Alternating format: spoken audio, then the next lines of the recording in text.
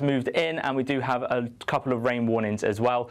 Yellow across northwestern England, but an amber rain warning for southern Wales as well, so do take care first thing during the week. So an unsettled start to December, but for temperatures they are slightly above average for the new season. Expect warm spells with the odd rude interruption. Boxed Boilers sponsors the weather on GB News. It's the big one. Your chance to win a whopping £85,000 in tax-free cash. The largest cash prize we've given away to date. That's like over £7,000 a month extra in your bank account each month for 12 whole months. That's a year of yes. Yes to holidays, yes to treats, yes to shopping trips, yes to home improvements. For a chance to win £85,000 cash, text cash to 63225. One entry costs £2.50 plus one standard network rate message. Or text bonus to 63225. 5 entries cost £5 plus one standard network rate message. Go to gbnews.com/win. Entries start at £2.50. Call 0903 686 3232. Calls cost £2.50 plus your network access charge. Or post your name and number to GB18 PO Box 8690 Derby DE1 9TT. UK only. Entrance must be 18 or over. Lines close at 4 p.m. on the 30th of January. Please check the closing time if listening or watching on demand. Good luck. Hi, I'm Michelle Dewberry, and my show is your opportunity to cut through all the noise and dive in headfirst to some robust debates. Ideas clash. Situation, isn't it? Because the failure is you're deliberately avoiding my point. Nothing's held back. And if you think this is the end of it, wait for more. And we do not shy away from the difficult stuff. Sometimes I want to shake people and say, if only you understood. So join me on Jubes & Kerr weeknights at 6 p.m, only on GB News, Britain's news channel. From the school run to the home run, watch a new show for all of Britain. So he can say whatever he wants. A straight talking show where all voices are heard. And, you know, when are we going to stop talking about smashing the gangs and actually do it? With the stories that matter from every part of our country. There's a bit of a crash landing there for your Chancellor. Bold, fearless and standing up for you. That's me, Martin Daubney, 3 p.m. till 6 p.m, weekdays, here only on GB News. The People's Channel, Britain's news channel. Westminster's full of talk, but out here, it's the real world. Am I allowed to talk then? No, that's it. This is where it matters, real people and real lives. That's what politics is all about. In fact, has Trump made a good start? No. Straight answers, no spin, and just a couple of pints. How many fingers have I got up? About 10. So join me for Lee Anderson's Real World every Friday at 7 p.m, only on GB News. The People's Channel, Britain's news channel. You want to know what's really going on in the corridors of power? Labour don't know what to do with you half the time, and that makes you quite lethal in the chamber. Get behind the headlines with Chopper's Political Podcast. Join me, Christopher Hope, as I sit down with the great and the good of British politics. We'll see where this ruling takes us. These are the stories shaping our nation. Chopper's Political Podcast, available now on all platforms. Listen in and stay ahead. We love Great Britain. We love its history, its culture and its tradition, and that's why we're so proud to be part of GB News. You look genuinely emotional. Oh, come here. GB News does pay attention to those who are ignored by the mainstream media. The majority of this country whose forefathers fought and died to maintain liberty, to fight for freedom of speech. The rule of law, the rights of property and democracy. This is the heritage that our country should be so proud of. Which of course includes our Christian heritage. There's been a huge resurgence in the number of people going to church. Perhaps they're not finding what they're looking for, and they're looking for something a bit deeper, a bit more truthful, a bit more akin to Britain's Christian heritage. That's right, get ready, because the most exciting night in general election history starts now!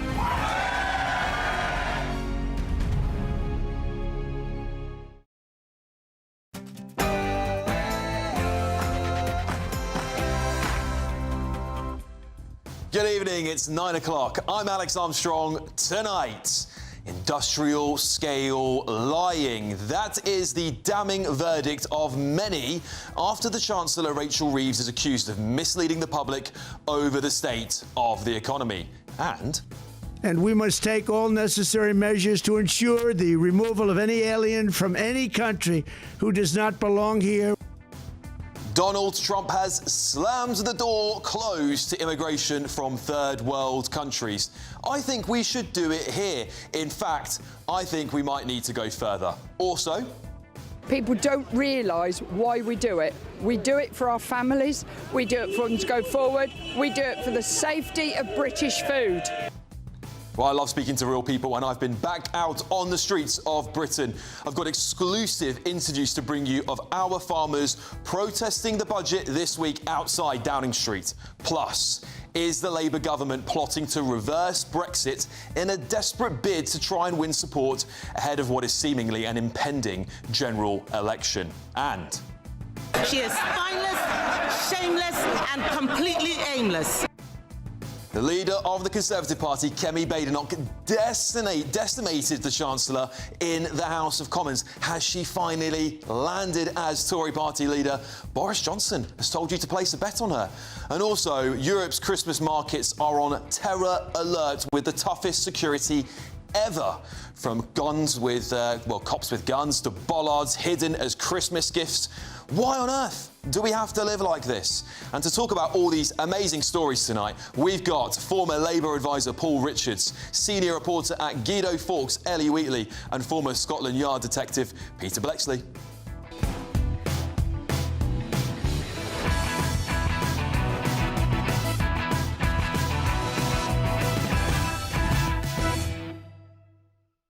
Well, as ever, your Saturday night is just getting started. A huge 2 hours are coming up. But first, let's get your news headlines with Sophia Wensler.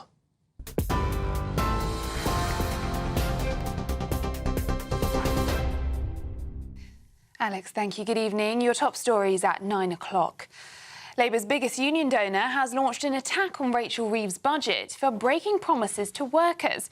The General Secretary of Unite, Sharon Graham, told The Telegraph that the watering down of the Employment Rights Bill meant that working people were now unable to trust Labour. It comes as the Chancellor faces calls to resign over accusations she misled the public over the state of the public's finances. It comes amid reports working families will be £18,000 worse off than jobless parents claiming benefits following Rachel Reeves' abolition of the two-child cap in the budget. The report from the Centre for Social Justice has found a family with 3 children claiming universal credit, combined with other benefits, will receive up to £46,000 by next year. In comparison, a family with 1 adult working full-time and another part-time on the national living wage will see a take-home earning of £28,000. In other news, your party has denied Zara Sultana's claims that its culture is toxic and her suggestion she is being pushed out. It's after the Coventry South MP boycott day 1 of the meeting over the expulsion of some members of left-wing groups. Ms Sultana met with party members outside the ACC today, but she said she won't be entering the main conference centre in protest at what she calls a witch hunt. Elsewhere, Ukrainian delegates are heading to the US to continue negotiations of proposals to end its war with Russia. Reports suggest Donald Trump could recognise occupied Ukrainian territories as Russian in his bid to broker peace between the two countries. A US team are expected to hold discussions in Moscow next week. Meanwhile, Donald Trump has said airspace above and surrounding Venezuela should be considered closed as the threat of US airstrikes intensifies. It comes amid growing tensions between the US president and Venezuela's leader, Nicolas Maduro, whom Trump has accused of involvement in drug trafficking, which he denies. The US does not legally have the authority to close another country's airspace, but Trump's post could lead to travel uncertainty and deter airlines from operating there. And the King and Queen are deeply saddened at the death of playwright Sir Tom Stoppard, who they counted as a dear friend. The screenwriter, who won an Oscar and a Golden Globe for Shakespeare in Love, passed away peacefully at the age of 88. In a message tonight, they expressed their heartfelt sympathy to his family. Those are the latest GB News headlines. I'll have more for you in an hour.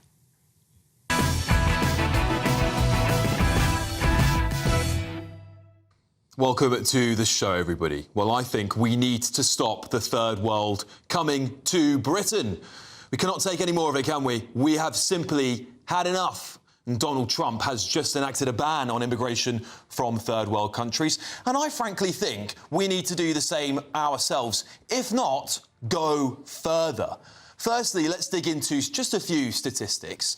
Foreign nationals make up just 12% of our adult population, yet they account for 12.4% of the prison population as of June 2025. Seems proportional on paper, doesn't it? But dig a little bit deeper and statistics don't lie.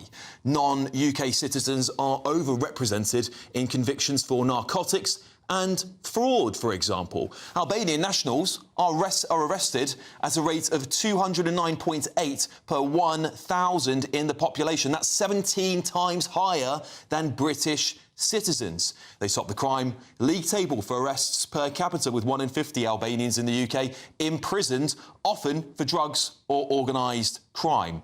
And Afghans show overrepresentation in certain conviction categories such as sexual offences, relative to their population size, of course. And on child sex offences, foreign nationals make up 10% of the population, but account for around 15% of convictions. Groups from Albania, Iran and Afghanistan show stark overrepresentation in our jails relative to the tiny numbers that live here. And the numbers keep on climbing. Foreign prisoners have swelled to over 10,700 by late 2025, clogging up our cells while you at home, the British taxpayers, are footing the bill. Mass immigration from the third world isn't just about crime, though, is it? It is a bulldozer through our way of life. And Baroness Louise Casey's damning 2016 report laid it out. Entire areas of Britain have changed beyond recognition in mere years, with communities feeling like strangers in their own land. Prime Minister Keir Starmer himself even said, without immigration rules, Britain is at risk of becoming a, quote, island of strangers. Funny that, isn't it? Around 3/4 of Brits perceive high tensions between immigrants and UK-born people, with immigration seen as deepening divisions and contributing to challenges like parallel societies, where issues such as female genital mutilation, forced marriages, honour-based violence, surges in anti-Semitism, cousin marriage, all these things persist. And it's clear to me, we're not integrating. People are not integrating. We are segregating. White British people are set to be a minority by the mid-2060s, according to some reports. And someone please tell me how that's a desirable outcome, because it's not about race. It's about the ability for these communities to integrate into our way of life, which I believe very strongly is vastly driven by white British culture and has been successful for decades in the past. Why is it not working now? So frankly, Trump's ban is a welcome first step in shifting the Overton window. But we need a period of zero immigration into Britain, just purely, at this point, simply to recover. I want to get the thoughts of my panel. Former Labour Party advisor Paul Richards, senior reporter at Guido Fawkes, Ellie Wheatley, and former Scotland Yard detective Peter Blexley. Peter, I'll start with you. Trump has made quite a bold statement here. These are things that we've never seen before from a president other than the previous president, Donald Trump, in his first term in office when he did something similar. Is he right to do this? As a born and raised Londoner, who's now a minority in my own home city, I harbour considerable concerns about immigrants who do not integrate, who bring a culture here that is theirs and is foreign by nature and foreign in its very way of existing. I'm deeply concerned about that. So much of what President Trump says chimes with me. I think, although unfortunately, if we were to try and act something similar here, it would, of course, with this lamentable, weak, abysmal government, it would only be wishful thinking. The boats aren't stopping, the gangs aren't being smashed. There is illegal immigration into this country through many other means, and bit by bit, our values, our culture are being eroded. Yeah, Paul, I'll come straight to you. Look, we're seeing a stronger message from Labour. A stronger message on immigration, on illegal migration. I'll hand them that. But of course, the British public need to see the proof.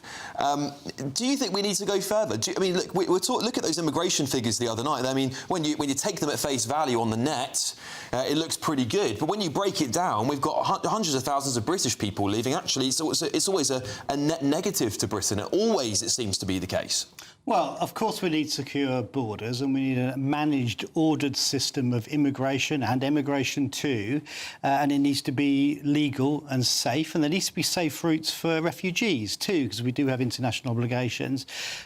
Peter's beloved city of London, I mean, I bow to no one in my love of London, founded by a bunch of Italians who turned up with their funny language and their funny food and their funny ways of doing things. And the story of London has been that waves of immigration coming in ever since the Romans and bringing little bits of culture that have added to London's story. Do you think ever at this scale? At this scale, yes, Paul? I do. And do you think that millions of people have come to Britain and then most of them coming to places like London has been done before in history? The first generation, they speak their own language, they have their own signs on the shops, and they keep themselves to themselves. In the second generation, they're as British can be. And for Trump to do this, I think, is balmy. The whole of America is founded on the principle, as Ronald Reagan said, you can't become French, you can't become German, but you can become American. Right, well, all those countries you just listed aren't third world countries. Well, what do you mean by a third world country? I mean, some of these countries have got growth rates that we would die for. Ethiopia's got an 8.1 GDP growth rate. We've got 1.5 if we're lucky. Yeah, but look at the base that Ethiopia started from. Rwanda's got a 7.8. They're all on the march. Look at the base point that Ethiopia started from. I could go to Ethiopia and buy a full Cortina,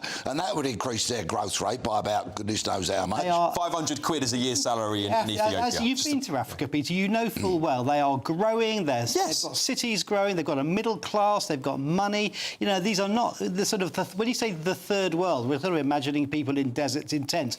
This is growing economies, and we're going to be in hock to them because they're doing better than us in some ways. All right, Ellie. You can come back to some Paul stuff. I've got loads to say. I think Trump's reaction to the horrific murder of this National Guard member was really striking to see, actually. It was so different to what we see from this Labour government. Because actually, when I saw that story, I thought, sadly, I see this story all the time in the UK. I mean, there was that man in Uxbridge who was stabbed to death 14 times, and the man facing trial for this was an Afghan migrant. Just a few weeks after that, a failed asylum seeker from Afghan was also charged with murder. We see this all the time, and I think it's quite simple, really. We have to deport foreign criminals, which is, by the way, not controversial. Labour have literally said they would do that, but we haven't really seen much of it. Detain asylum seekers that come here illegally via the small boats, which is another policy that the Tories have actually proposed. And we've got to really crack down on this sort of thing. And it's an individual basis, by the way. And I think it's quite difficult to paint a whole group, a whole nation with the same brush, because actually, as we know in the UK, we have a whole load of immigrants here from various different countries that are very much British, and we shouldn't tar them with all the same brush. I agree with that. My issue is the rate of immigration in Britain. It's just so rapid, and I strongly believe it is leading to the dilapidation of our country, and our social cohesion is at. I went to Krakow a few weeks ago.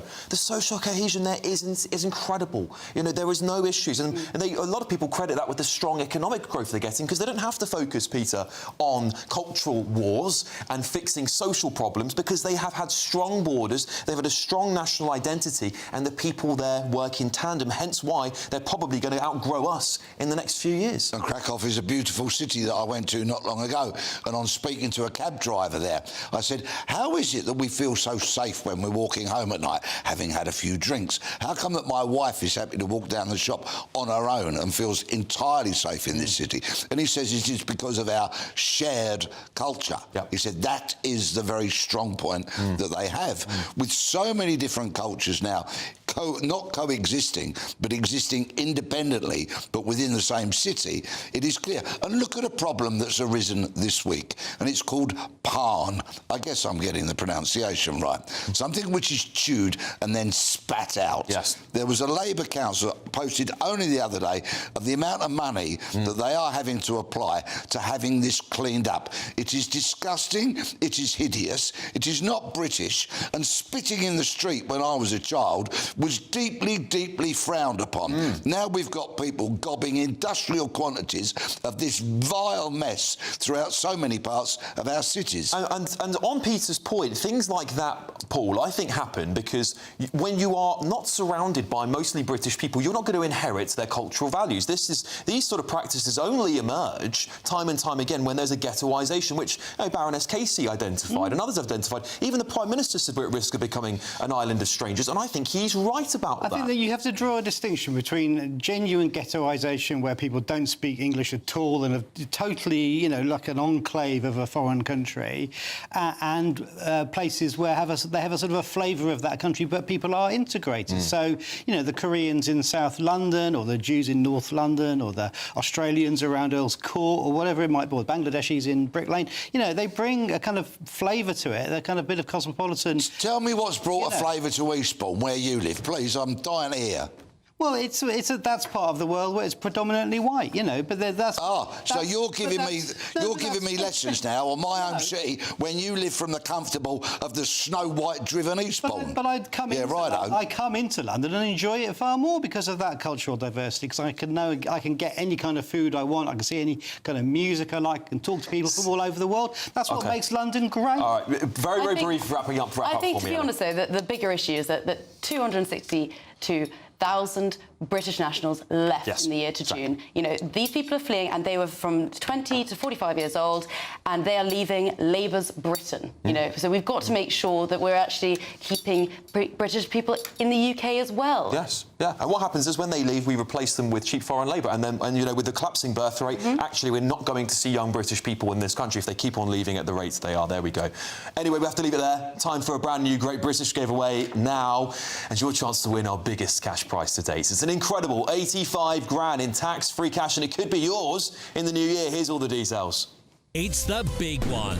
Your chance to win a whopping £85,000 in tax-free cash. The largest cash prize we've given away to date. That's like over £7,000 a month extra in your bank account each month for 12 whole months. That's a year of yes. Yes to holidays, yes to treats, yes to shopping trips, yes to home improvements. What would you say yes to? For a chance to win £85,000 cash, text cash to 63225. One entry costs £2.50 plus one standard network rate message, or text bonus to 63225. 5 entries cost £5 plus one standard network rate message. Go to gbnews.com/win. Entries start at £2.50. Call 0903 686 3232. Calls cost £2.50 plus your network access charge, or post your name and number to GB18 PO Box 8690 Derby DE1 9TT. UK only. Entrance must be 18 or over. Lines close at 4 p.m. on the 30th of January. The winner may be contacted live on GB News, week commencing the 9th of February 2026. Please check the closing time if listening or watching on demand. Good luck. Oh, good luck, everybody. Coming up, I'll show you what happened when I attended the big farmers' rally earlier this week opposite Downing Street. Don't miss it. But next. There will be no return to freedom of movement, no return to the customs union, no return to the single market. Inspiring words from our Prime Minister, as ever. Sir Keir Starmer has always said his government won't try to take us back into the European Union, with claims that Alistair Campbell is urging the Prime Minister to rejoin the customs union or even the EU itself, because I think it seems more likely to me. Do you believe him? This is Alex Armstrong Tonight, only on GB News.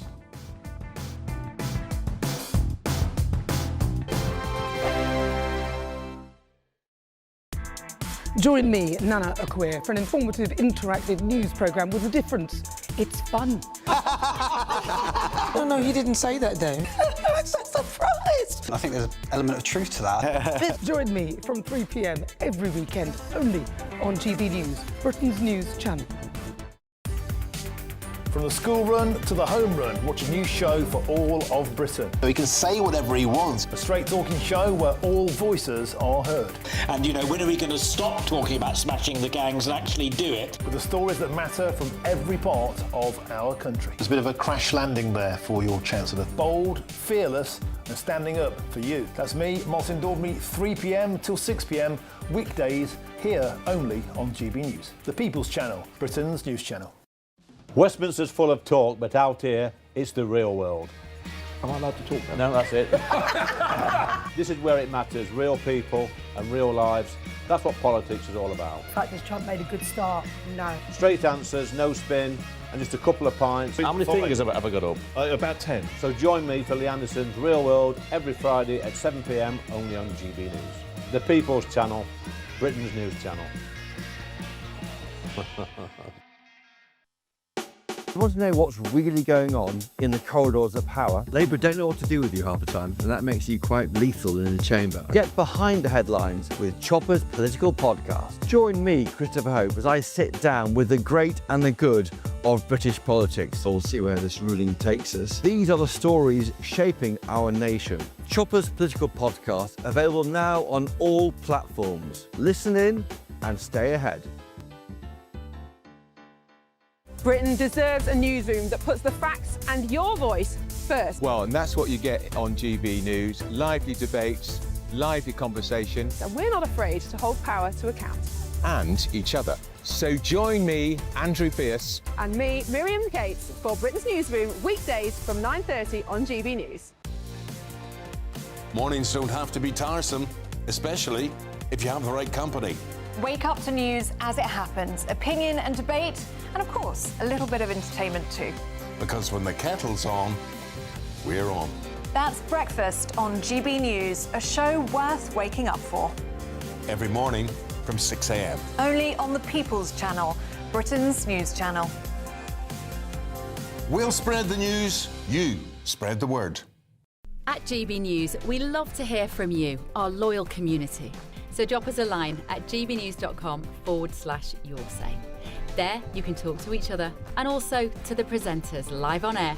gbnews.com/yoursay, because GB News is your channel, Britain's news channel.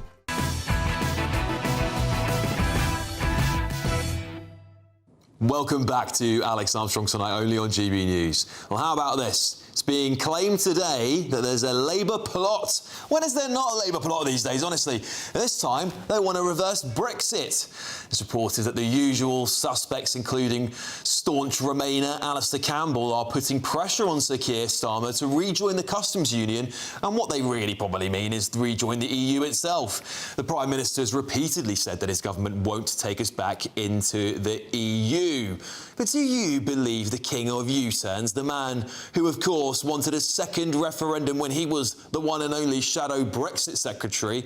Well, we're now joined by former Lib Dem Minister Norman Baker and former Conservative MP Neil Parish. Gentlemen, welcome to the show tonight. Norman, I'll start with you. I'm guessing, and I'm pretty sure from having spoken to you a few times, you are a Remainer.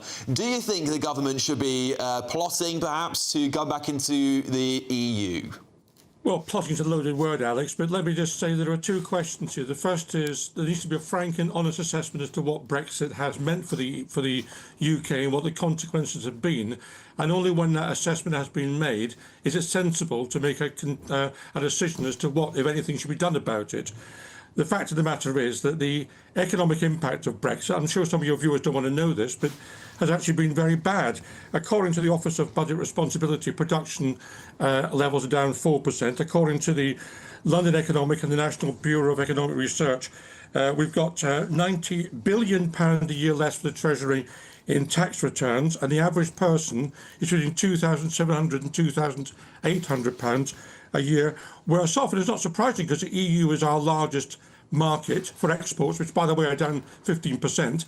And we've erected all these trade barriers and made it more difficult to trade with our nearby neighbours, geographical neighbours. So the economic impact of Brexit undoubtedly has been negative. There's also been an impact on migration, which I know is of concern, rightly, to GB News viewers and listeners, because we've now come out of the EU, we've lost access to the Dublin Agreement, which means we don't have details on who's being refused asylum in other European Union countries. It means when they're returned from the EU, they can come to Britain. We don't know they've been rejected by the EU.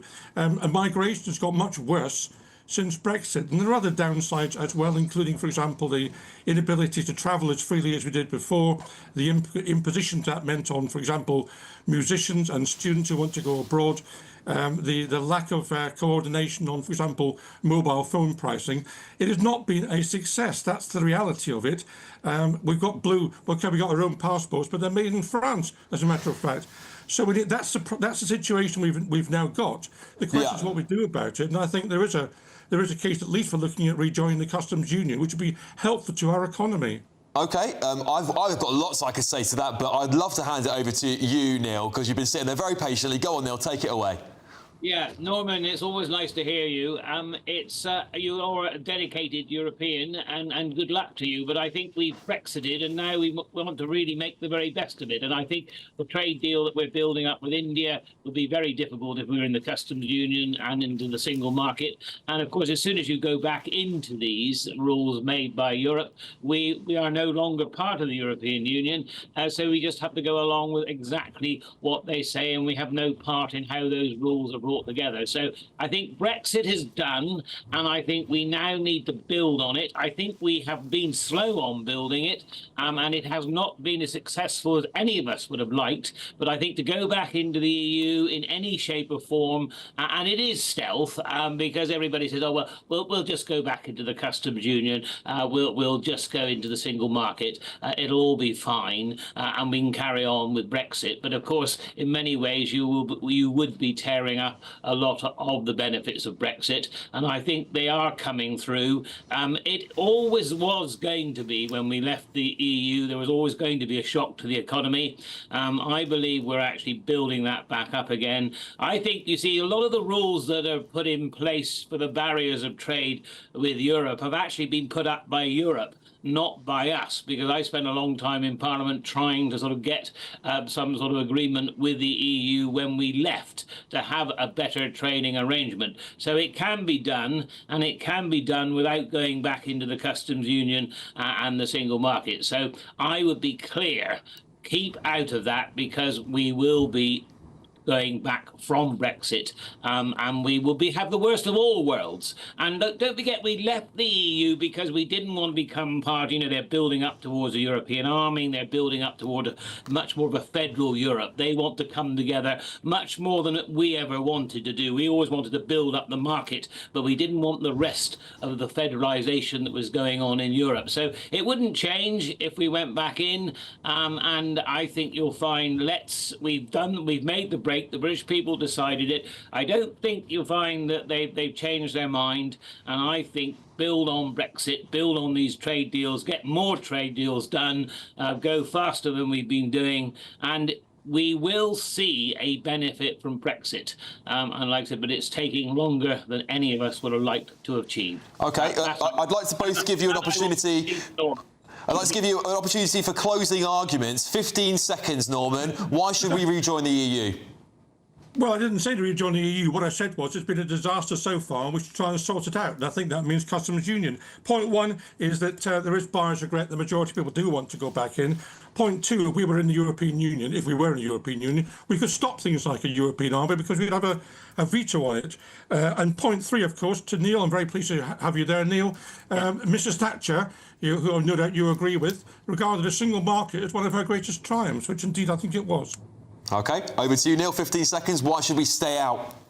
Stay out because we've got our freedom now to actually set our own trade rules, get greater deals for Britain, build up our economy, build up our independence, and not be drawn into a federal states of Europe, where it was leading to, and it's going even faster now. We're not there, so we don't want to go back. And I rather fear that Norman's idea, well, let's just do this, let's go to the single market or the customs union, it leads into going back into Europe, and I don't believe that's right for us at all. Neil, Norman, gentlemen, thank you very much for putting your arguments across. Wish we had more time, but there it is. Thank you very much, guys. And of course, this Christmas, we're putting on a really exciting event and we want lots of you to come along. Saturday, the 13th of December, what are you doing? If you're not doing anything, you're invited to join the GB News family for our Carols by Candlelight concert. Please scan the QR code on the screen right now or go to gbnews.com/carols. And also, the concert will be broadcast on Christmas Eve.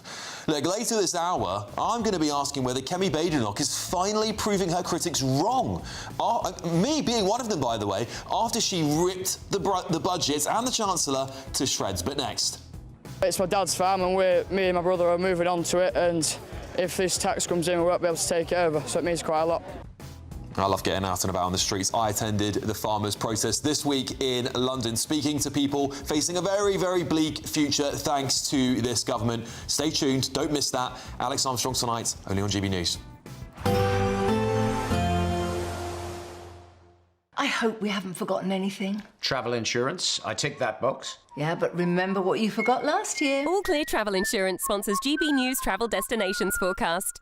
Hello. If you're heading away this weekend, it is actually looking fairly unsettled across parts of Europe and definitely cooler than usual. Across the Canary Islands, a risk of showers throughout the weekend and into next week. Temperatures around 18 or 19 degrees. A little bit cooler than usual across parts of Spain and Italy, just around 12 or 14 degrees. And some wet weather is pushing into parts of Greece. But actually, more eastern areas of Greece should stay relatively dry, so plenty of sunshine to come for Santorini. See you later.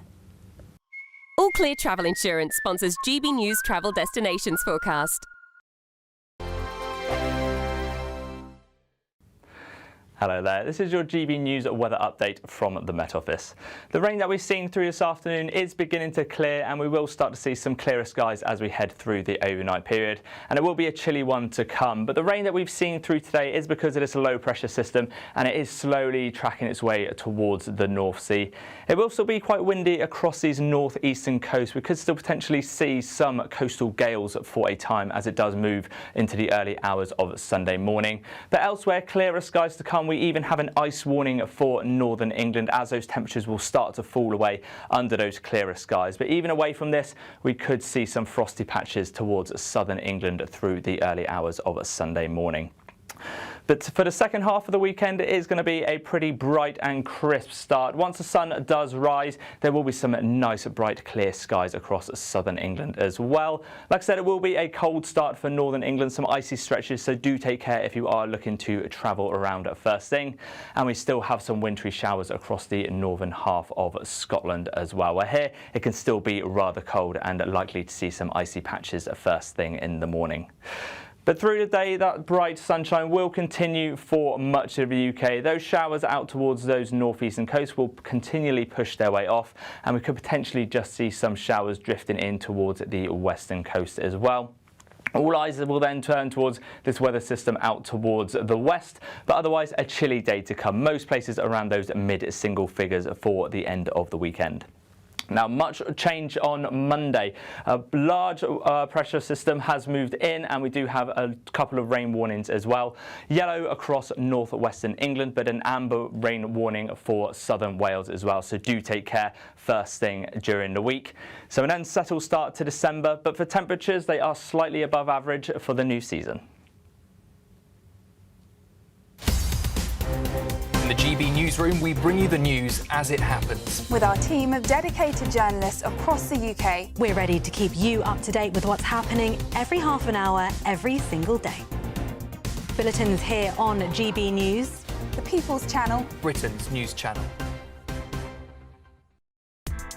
Join me, Nana Akweer, for an informative, interactive news programme with a difference. It's fun. No, he didn't say that, though.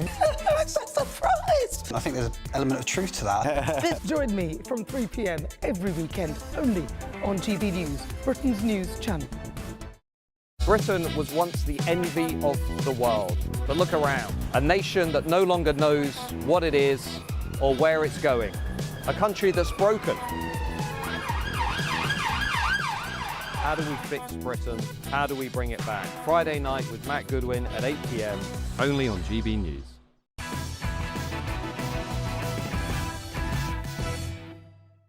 Welcome back to the show, everybody. Well, it's an understatement to say that Rachel Reeves' budget went down badly with millions upon millions of people. And among the angriest people were farmers, many of whom protested in Westminster on Wednesday.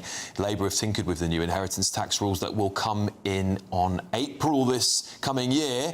But the National Farmers Union President Tom Bradshaw says the changes go nowhere near far enough. Here's what a few of the people had to say to me at that protest. What happened with the protest? Well, it was all going ahead until about 3:30 yesterday. And then George and Dan had a meeting with the Met on Zoom and they pulled the plug on us. By that time, most tractors were already on the road from all around the country and we couldn't stop them. But the Met Police knew that themselves. There's a lot of criticism of two-tier policing over this protest being cancelled last minute. What do you make of that? Of course it is. It's two-tier society now. This is how we are. And there was once, when I was growing up, there was freedom of speech. Now it seems to be all taken away. And I don't know what we do about it. We don't do it because, you know, we're going to make huge amounts of money from it. We do it because we love it and we want to pass it on to the next generation. You know, farming is generational. It's an accumulation of wisdom over very often centuries. We're based around East Yorkshire and our farm will be affected here because, well, it's my dad's farm and me and my brother are moving on to it, and if this tax comes in we won't be able to take it over, so it means quite a lot. I farm in Newbury with my children who sadly lost their father when they were 2, 5, 7 and 9. If this budget was in then, I would have lost the farm. My youngest son now is 30, not 2, and I've gone on with the farm for him and my other children. If this budget had been there, I'd have had to sell the farm to go on. I haven't sold the farm. He is back with me farming. He's expecting a baby in January. People don't realise why we do it. We do it for our families. We do it for them to go forward. We do it for the safety of British food. All the public are behind us, as you can hear all the time. Even weren't allowed to bring our hog roast up into the mow here. It's despicable the way the police have been treated from up above. You cannot explain how bad it's been for the police and humiliating for them. Yeah, it's harrowing stuff, isn't it, seeing people's livelihoods be destroyed. But while I was there, the Shadow Home Secretary, Chris Philp, bumped into me. He told me exactly what he thought of the decision not to reverse the changes to inheritance tax. I was devastated that Rachel Reeves didn't change the farm tax she imposed last year. My grandfather was a farmer in Essex. I know how family farms get handed down from one generation to another. And as these young farmers were saying, it is a way of life up and down the length and breadth of this country. I was hoping Rachel Reeves was going to do some kind of U-turn. I sat there listening, but nothing happened at all. She didn't make any changes. In fact, to add insult to injury, at one point she actually boasted about having imposed this family farm tax last year. So I think it was a terrible budget in that sense. Yeah, strong feelings there at that protest, let me tell you that for sure. And I'm now joined by Clive Bailey, a man who was, and a farmer, of course, who was at Wednesday's protest. Clive, thanks for coming on the show tonight, Clive. This budget has gone down exceptionally bad with farmers from what I was able to gather on Wednesday. Look, I think it's really important, and this is the one thing that farmers wanted to get across to me, is the knock-on effect to the British public. Tell us more. What will happen if we see more and more farmers lose their livelihoods? Yeah, evening, Alex. Well, it's not a case of what will happen. It's already happening, to be honest. I mean, what she's done in that budget is removed all incentive for any investment, in family farm businesses. So that's knocking on already. There's tractor dealers that are closing the doors, machinery manufacturers, UK machinery manufacturers that have gone into bankruptcy. So we're already seeing it, and that's before April 26th next year, when it actually comes into place, because that incentive to invest has gone. And agriculture's part in the wider economy. The inputs that we buy, the fertilizers and the seeds and that machinery and the employment that we bring, that affects rural communities hugely. A bit like taking away mining affected like the mining villages and areas in Wales. And of course, though, British farmers account for, I think it's 60% of our food supply. Many of them are saying it's a national security threat. Would you agree with that statement? Well, of course it is, yeah. I mean, there's nothing fundamentally more important than food. Without it, well, yeah, things get messy very quickly. And, I mean, I'm a third-generation farmer. My grandfather, he started just after the end of World War II, when we were still under rationing. So his farming career is very much for a period where people and politicians valued food security. And I'd suggest, that the kind of geopolitical circumstances right now, for an island nation to be completely dependent on imported food, which is where we're heading, is just not clever, not good policy, and politicians really need to think about this again. Clive, we've been running a poll today of our members here, just asking if any of them have faith or trust any political party with the economy. Now, I'd like to throw that back to you, because I speak to a lot of Conservative MPs showing up at this protest. Do you trust any politicians or any political party with farming in Britain? Because it does, I mean, farming is the backbone of this country. It's bread and butter of Britain. Do you think any of them really care? Is it a lot of sort of virtue signalling at the moment? I don't think they care anywhere near as much as they should do, because I think Westminster's lost touch with the countryside, really, in general. And that's something you could say about the previous government as well. Farming wasn't exactly doing fantastically under that previous government, and I think. What we've seen with Steve Reid, who was the farming minister, and now Emma Reynolds, the replacement, is they don't know the subject. Steve Reid was from an urban constituency. I think he only had a pair of wellies because Lord Ali bought him some or something, didn't he? But and I was at a conference with Emma Reynolds was speaking at a farming conference just over a week ago. Emma Reynolds was speaking. She wouldn't take any direct questions. She's clearly out of her depth. She doesn't know the subject well enough to have the confidence to actually take a question from a farmer. So the people that are dictating the rules and the situation that we all have to run our businesses under, don't know enough about it. Now, I think we need a change in the way, and this isn't just a farming thing. I think the way that governments run in general, it needs to change. We need people that understand and are absolute experts who have experience in the fields that they're kind of like minister over, really. Yeah, well, of course, Emma Reynolds isn't here to defend herself and her professionalism and that, but we will ask her if we speak to her. Do you think that farmers are under deliberate political attack here? Is it because perhaps you're not so favourable to Labour Party politics?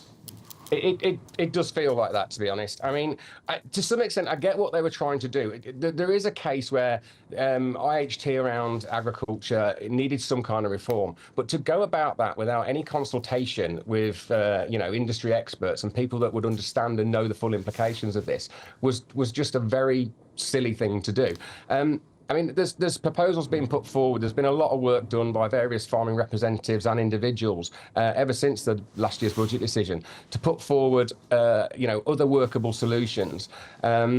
They haven't even really given them proper consideration as far as I've seen. The latest proposal, in fact, which increases the threshold to a more realistic level for the level of investment, the amount of investment a farmer's got invested in land, machinery, stock, and his crops. It's £1 million seems like an awful lot of money, and it is an awful lot of money, obviously. But when it comes, a combine is £700,000 these days. A tractor's £250,000. It's soon consumed. That's before you've got land or buildings for livestock or whatever. And the proposal was put forward. Actually, the numbers were run by Dan Needle on it, and it said it would raise double the tax. Instead of 500 million, it was going to raise £1 billion worth of tax. Whilst actually protecting those genuine family farms. It will run the NHS for a day. I think that's been the statistics, or 2 days, something like that, Clive. Listen, thank you very much. I think the figure I saw, yeah. Yeah, crazy stuff. Listen, thank you so much for joining me. Clive Bailey, a farmer, of course, was at Wednesday's protest. Thanks very much for joining me. Treasury spokesperson has said this: we're backing farmers with a record £2.7 billion a year to grow their businesses and put more British food on our plates. We're also extending the seasonal worker visa scheme, protecting British farmers in trade deals, and investing hundreds of millions in biosecurity. Our inheritance tax changes protect public services while keeping it fair. 3/4 of farm states will pay nothing, and the rest will pay half the usual rate spread over 10 years interest-free. OK. Well, of course, it's not just the farmers who are unhappy with Labour's budget. Businessman and TV personality Thomas Skinner told me earlier on GB News that he'd do a better job than Rachel Reeves.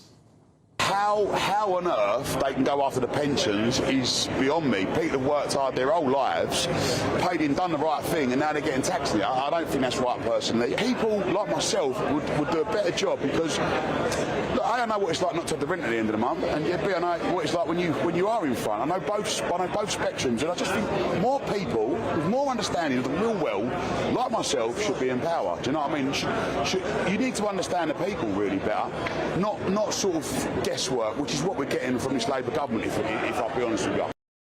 Do you think he's going to stand for office? Let me know. gbnews.com/your say. Coming up at 10 o'clock, I'm going to give you my verdict on Rachel Reeves, the Chancellor. That's as she's accused of lying to the public about the true size of Britain's so-called black hole. Does it even exist?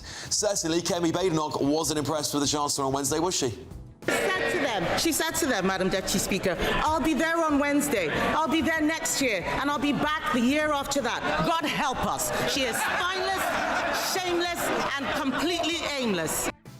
Yes, Boris Johnson says Kemi Badenoch gave the Labour government an utter mauling this week. So I'm asking tonight, has the Tory leader finally hit her stride? That's next. This is Alex Armstrong Tonight on GB News, Britain's news channel.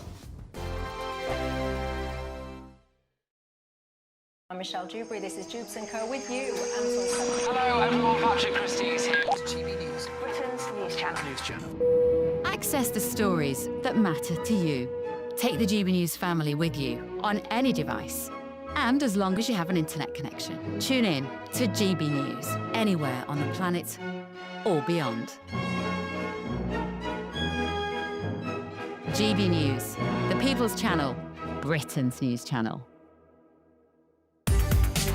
From the school run to the home run, watch a new show for all of Britain. He can say whatever he wants. A straight talking show where all voices are heard.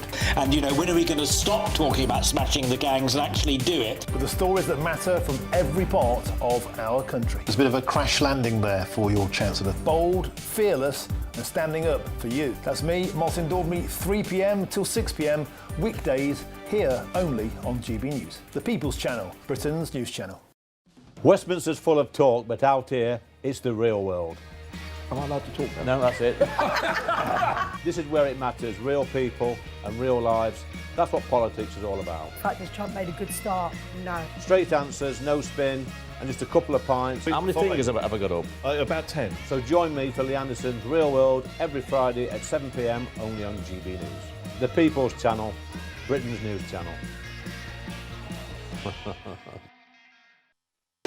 You want to know what's really going on in the corridors of power? Labour don't know what to do with you half the time, and that makes you quite lethal in the chamber. Get behind the headlines with Chopper's Political Podcast. Join me, Christopher Hope, as I sit down with the great and the good of British politics. We'll see where this ruling takes us. These are the stories shaping our nation. Chopper's Political Podcast, available now on all platforms. Listen in and stay ahead. Decisions made in Washington aren't just shaping America, they're shaping Britain too. From migration to global security, from crime to health. Whatever happens in the White House today will be felt in your town or city tomorrow. That's why The Late Show is live from Washington, D.C. Cutting through the politics to show you what it all means for Britain. The Late Show live every night at midnight. Only on GB News, Britain's news channel. Hi, I'm Michelle Dewberry, and my show is your opportunity to cut through all the noise and dive in headfirst to some robust debates. Ideas clash. Situation, isn't it? No, Because the failure is you're deliberately avoiding my point. Nothing's held back, And if you think this is the end of it, wait for more. and we do not shy away from the difficult stuff. Sometimes I want to shake people and say, if only you understood. So join me on Jubes & Co weeknights at 6 p.m, only on GB News, Britain's news channel. Welcome back to Alex Armstrong Tonight, only on GB News, of course. So, was this the week that Kemi Badenoch finally proved she's the right person to lead the Conservative Party? Well, Boris Johnson, the former Prime Minister, has praised her response to Rachel Reeves' budget. The former PM said this: after the almighty pummelling she gave the hapless Reeves, my advice is to buy shares in Kemi. Here's a reminder of some of Miss Badenoch's greatest hits on Wednesday. I I congratulate the Right Honourable Lady on delivering her second budget. I hope she enjoyed it, because it really should be her last. At the last budget, she said she was proud to be the country's first ever female Chancellor. After this budget, she will go down as the country's worst ever Chancellor. It tells you everything you need to know about her grip on the Treasury, and if she doesn't resign for breaking her promises, she should sure as hell go for this. Yeah. What did the Chancellor think would happen when she went on breakfast telly to do an emergency public service announcement? I interrupt your Cheerios to bring you this frightening message about income tax. She's talking to the Chancellor. Is he mansplaining to you, by the way? Is he mansplaining? Do you want some help? Would you like some help? All we've had is wallowing in self-pity and whining about misogyny and mansplaining. So, Madam Deputy Speaker, let me explain to the Chancellor, woman to woman. People out there aren't complaining because she's female. They're complaining because she is utterly incompetent. Yeah. She said to them, Madam Deputy Speaker, I'll be there on Wednesday, I'll be there next year, and I'll be back the year after that. God help us. She is spineless, shameless, and completely aimless. Yeah, bravo. I mean, honestly, what a performance, eh? What a performance. And to talk about this, I'm joined in the studio by former Conservative MP Chris Loader. You were Conservative MP for West Dorset, is that right? That's right, Alex. Yeah. What are you doing now, Chris? I'm farming nowadays. Fantastic. On our family farm down in Dorset. Brilliant. Well, listen, I have to admit, I've been a critic of Kemi Badenoch, and I'm a loving critic of politicians on the right because I want them to do better. I have got to say, some of her performances in the House of Commons, I think, have left me wanting more, and I think it's fair for us to criticise all politicians. That I think this is the time we've got to be really hammering the government, but that was the moment I saw her come alive. What did you make of Kemi's performance? I think it was very impressive. I mean, you saw the passion, didn't you? You saw the charisma. Yeah. But you also saw a level of sharpness and clarity that I actually don't think we've seen those things in those proportions from Kemi before. And isn't it interesting that, if you go shopping or down the high street, people are talking about it. And I suppose that's, why we're here, we're talking about it tonight. People are talking about that speech in a way that they haven't talked about Kemi as leader of the Conservative Party or leader of the opposition before. And I think it's causing real issue, actually, both to the Labour Party and the Labour government, but also those who may be long-standing Conservative voters who may be having a bit of a wobble, thinking, oh, actually, hold on a minute. Kemi's here, she's making a real impact. She can actually make real progress next time. So, yeah, and the other thing I'll just mention about it is that Kemi has been able to master, hasn't she, the whole of the House of Commons. So when she stands at the dispatch box, she knows that it's the backbenchers that are giving the government, the cabinet, trouble, and she addresses them quite a lot. Now, I wondered why so many of them wanted to make a mad dash out of the chamber just before she spoke. If you remember, the Deputy Speaker intervened to say they were making too much noise as they were leaving. Actually, if you notice, the cameras in the House of Commons now zoom in on certain MPs when somebody else is talking about them, and I think they've noticed that, and I think they're getting a bit more uncomfortable about it. It's really interesting. I mean, listen, I think the job of the Leader of the Opposition is there to galvanise the country behind their vision. And look, we didn't give enough scrutiny to the previous Leader of the Opposition, which now is the Prime Minister, Keir Starmer. Hence why I think it's so important when politicians are in opposition that they get a level of scrutiny so we can see, actually, are they up for the job? And I think that's where we failed the country when we didn't scrutinise Keir Starmer, because we were so obsessed with the circus that was going on in the previous government. Do you think now, how does she take the battle to reform the UK? Because Nigel Farage is an incredible charismatic speaker. I think he could rival Kemi Badenoch at the dispatch box. But how does she then galvanise those people she's lost to reform? Well, yes, you could say he's charismatic, but, over this past week, I don't recall having seen or heard anything that Reform have had to say about the speech. Now, that might be because I've been, doing farming rather than watching telly.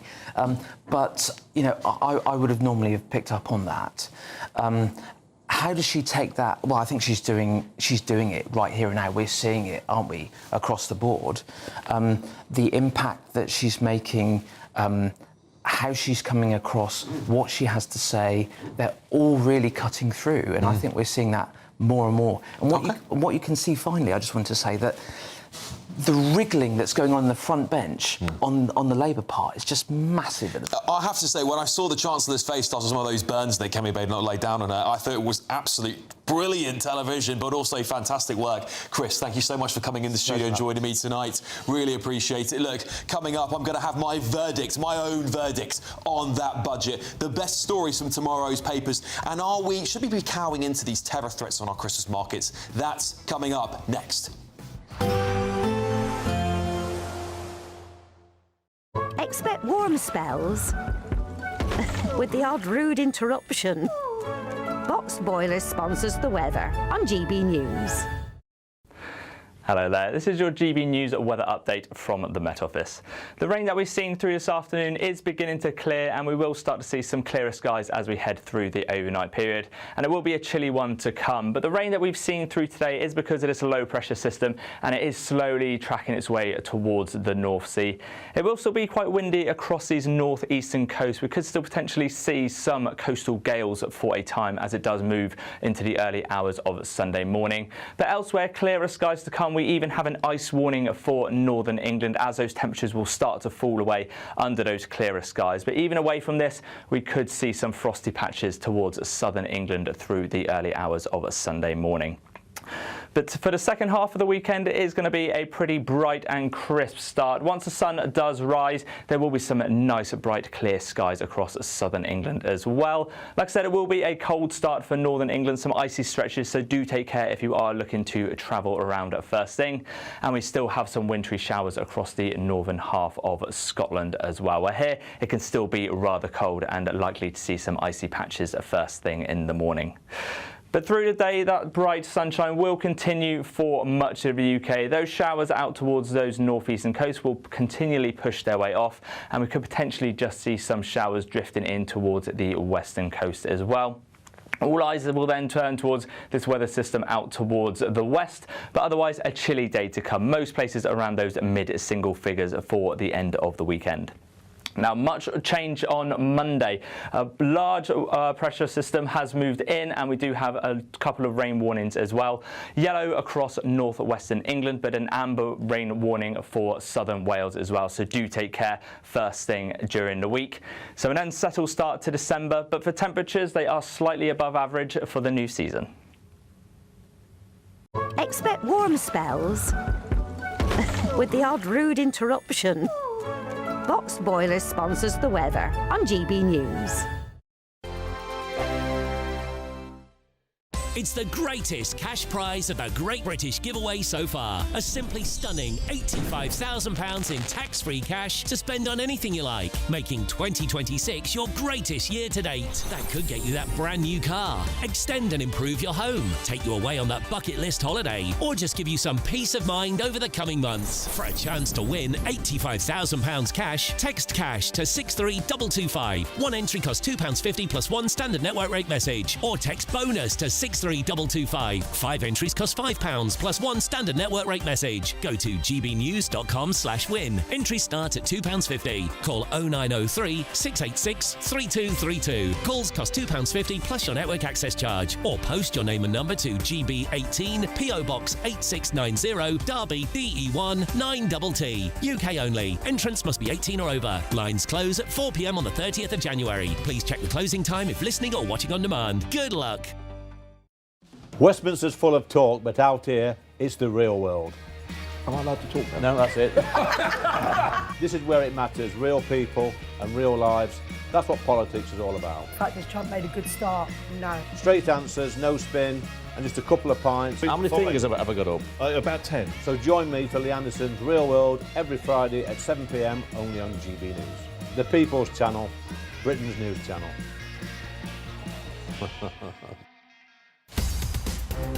In the GB newsroom, we bring you the news as it happens. With our team of dedicated journalists across the UK. We're ready to keep you up to date with what's happening every half an hour, every single day. Bulletins here on GB News. The People's Channel. Britain's news channel. From the school run to the home run, watch a new show for all of Britain. So he can say whatever he wants. A straight talking show where all voices are heard. And, you know, when are we going to stop talking about smashing the gangs and actually do it? With the stories that matter from every part of our country. There's a bit of a crash landing there for your Chancellor. Bold, fearless and standing up for you. That's me, Martin Daubney, 3 p.m. till 6 p.m. weekdays here only on GB News. The People's Channel, Britain's news channel. Westminster, the ultimate clique. And you're fighting like rats in a sack. But here on the Camilla Tominey Show, we ask the questions the establishment media is too scared to ask. OK, let me ask you a straight question, because I know you're a straight-talking politician. Whether it's net zero, illegal immigration or law and order, nothing is off-limits. You had the power then. Yeah, as I and say, now you've lost it. That's the Camilla Tominey Show, a politics show that's fearless. But no, let me finish my question if you don't mind, because it is my show. Sundays at 9:30, only on GB News, the People's Channel, Britain's news channel.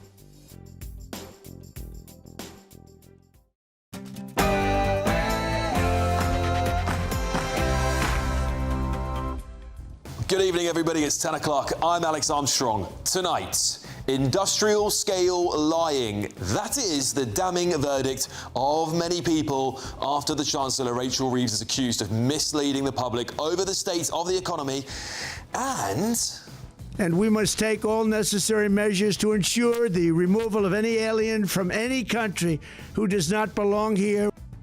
Well, Donald Trump has slammed the door closed to immigration from the third world.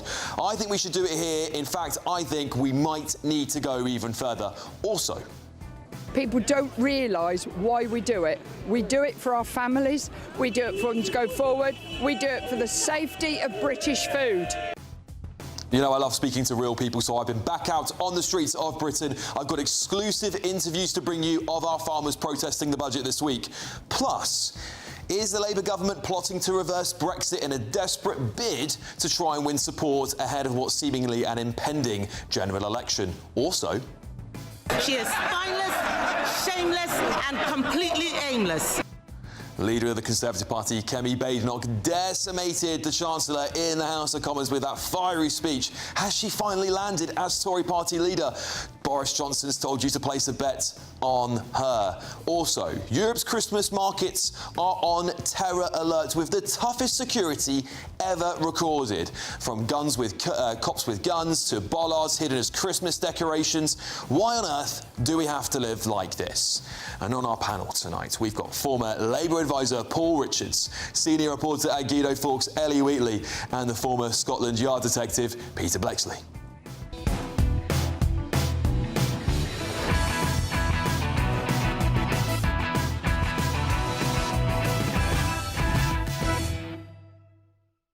Your Saturday night is just getting started. A huge 2 hours are coming up. But first, we're going to get your news headlines with Sophia Wedzler.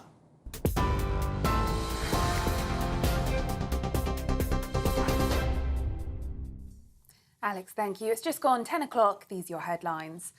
Labour's biggest union donor has launched an attack on Rachel Reeves' budget for breaking promises to workers. The General Secretary of Unite, Sharon Graham, told the Telegraph newspaper that the watering down of the Employment Rights Bill meant that working people were now unable to trust Labour. It comes as the Chancellor faces calls to resign over accusations she misled the public over the state of the finances. It comes amid reports working families will be £18,000 worse off than jobless parents claiming benefits following Rachel Reeves' abolition of the two-child cap in the budget. The report from the Centre for Social Justice has found a family with 3 children claiming universal credit, combined with other benefits, will receive up to £46,000 by next year. In comparison, a family with 1 adult working full-time and another part-time on national living wage will see a take-home earning of £28,000.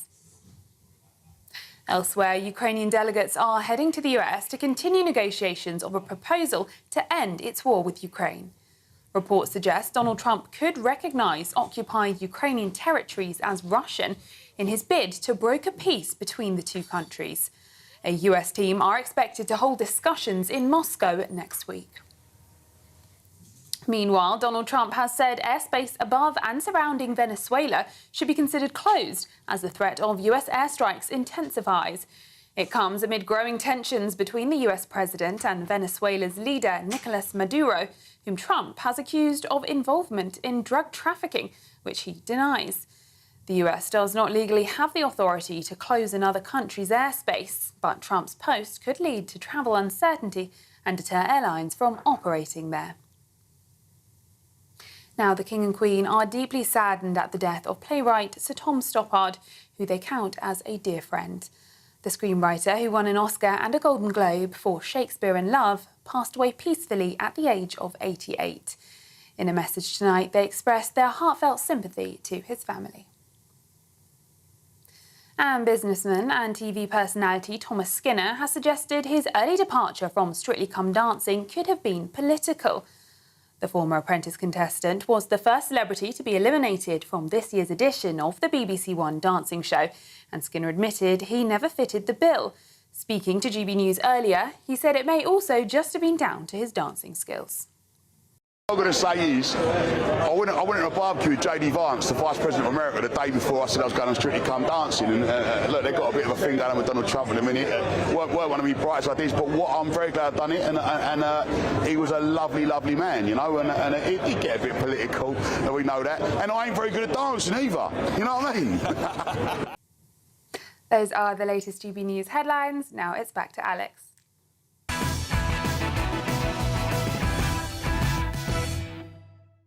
Welcome back to the show, everybody. Listen, I don't know how much more of this morally bankrupt government I can personally take.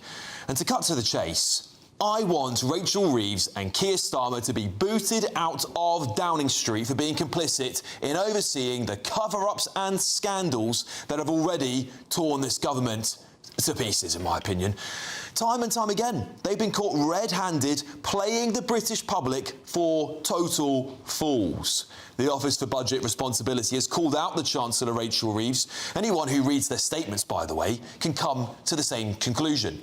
Reeves and Starmer appear to have essentially deceived you barefaced about the financial state of the country.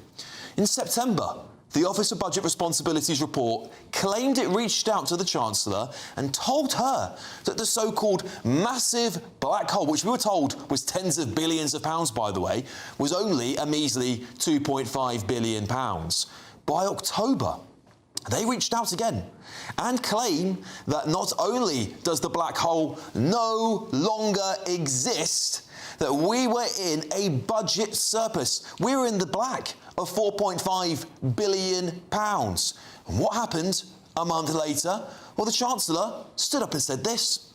Truss's disastrous mini-budget, £22 billion black hole in the public finances left by the previous government. Continual threat of tariffs. Inflation has been too slow to come down. The cost of government borrowing has increased around the world. And then a rushed and ill-conceived Brexit. It's astounding. It really is. Can you believe the absolute nerve of those lot to blame everyone for a problem that, number one, apparently didn't even exist, and number two appears to be completely non-existent of a black hole. And even then, the economy was doing better.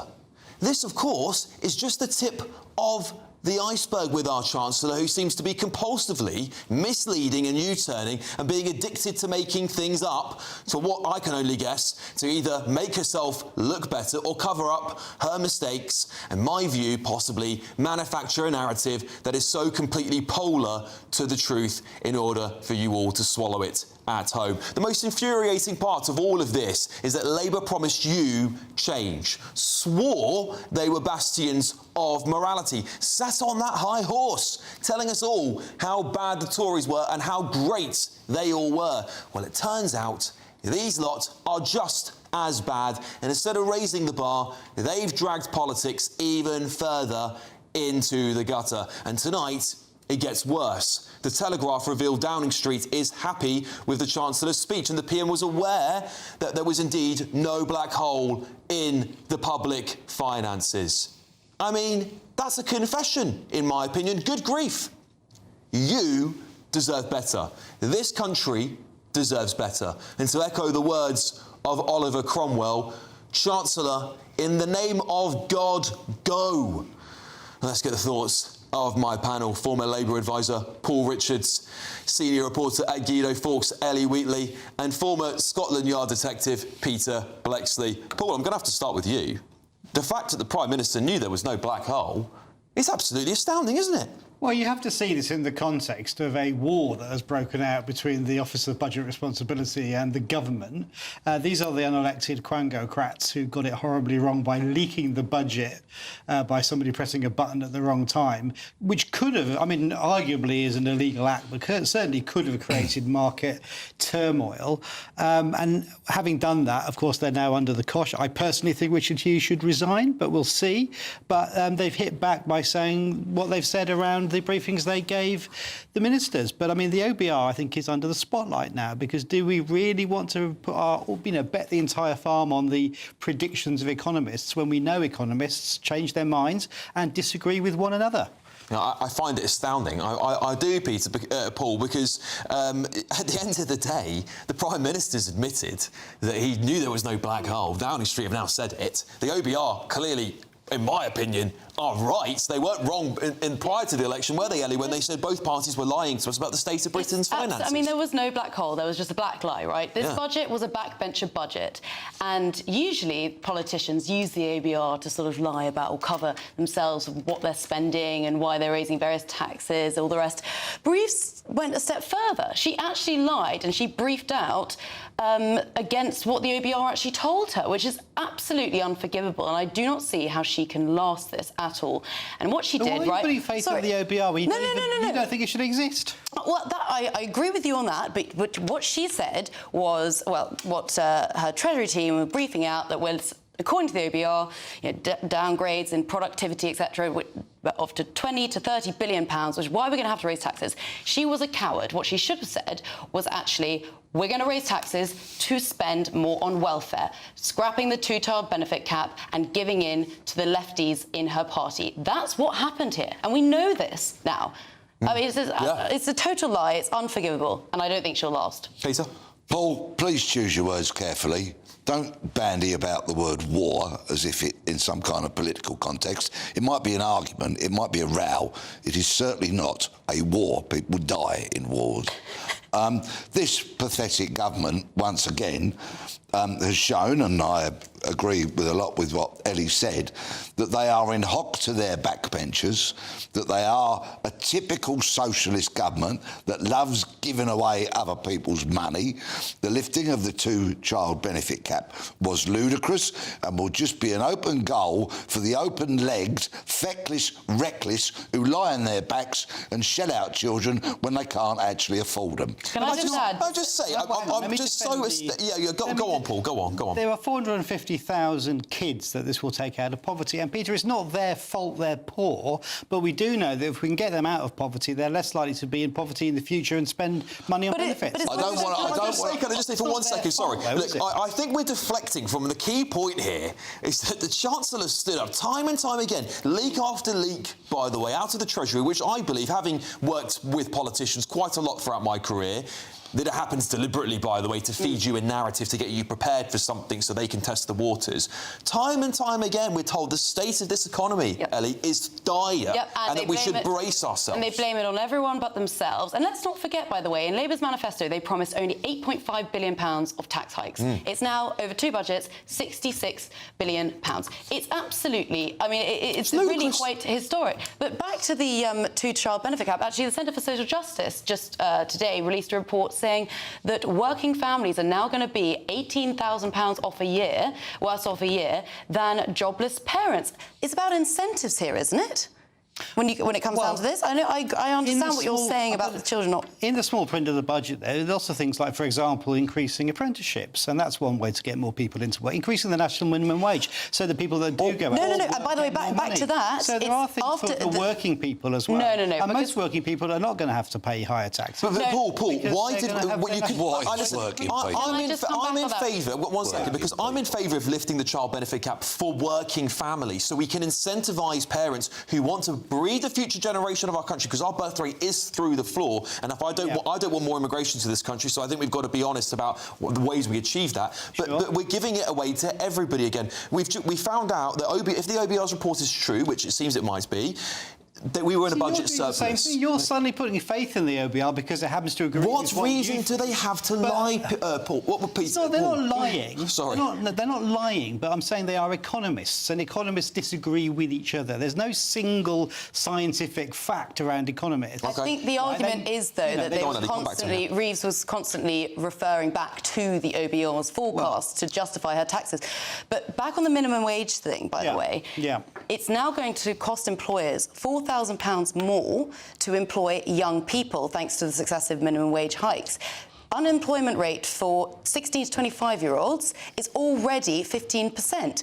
When it costs more to employ young workers... But I don't want to go back to the days when young people would be exploited £1, £2 an hour for these low-rent jobs, all right? That's no way to treat young workers. Let's talk about young people then and low-paid jobs, OK? The financial services sector, like accountancy and banking, outsource thousands upon thousands of low-level jobs to places like India, thereby denying young people of this country entry-level jobs. What is your appalling government doing about that? Are they going to sanction the banks? Are they going to try and prevent that, put in measures to stop it so that jobs are here for young people?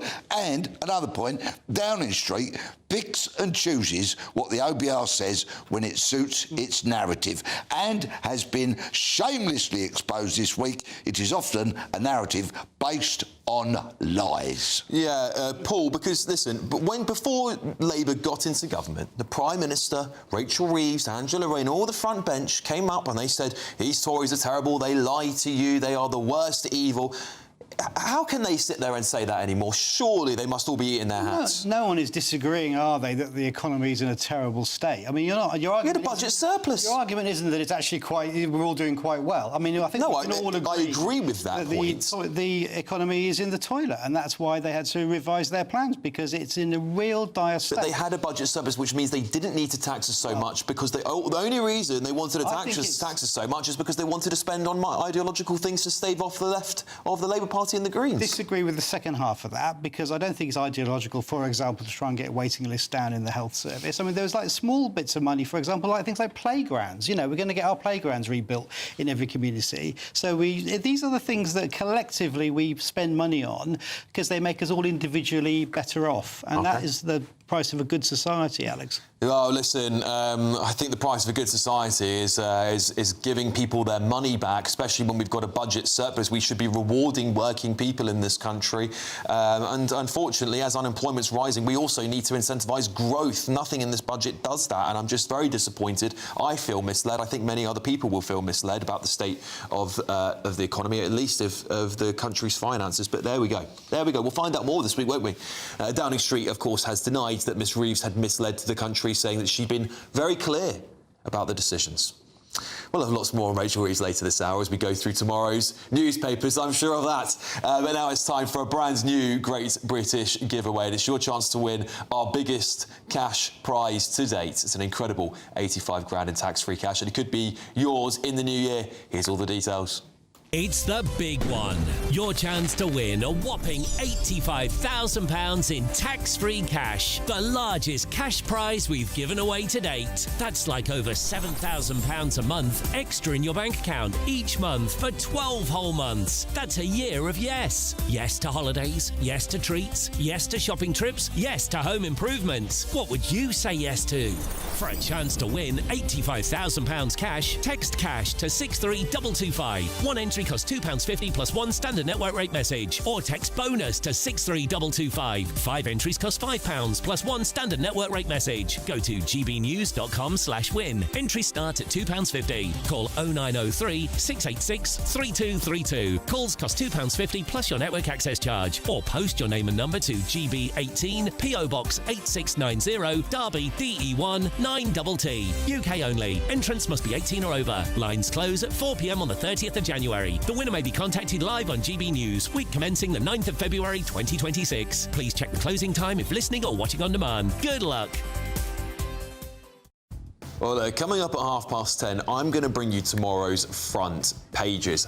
I bet you it is going to be a bloodbath. You're not going to want to miss that, trust me. But next, an important story here because police are covering concrete blocks with, get this, wrapping paper in a bid to stop terror attacks at Christmas markets. I mean, how did we let it get this far, really? This is Alex Armstrong Tonight, only on GB News.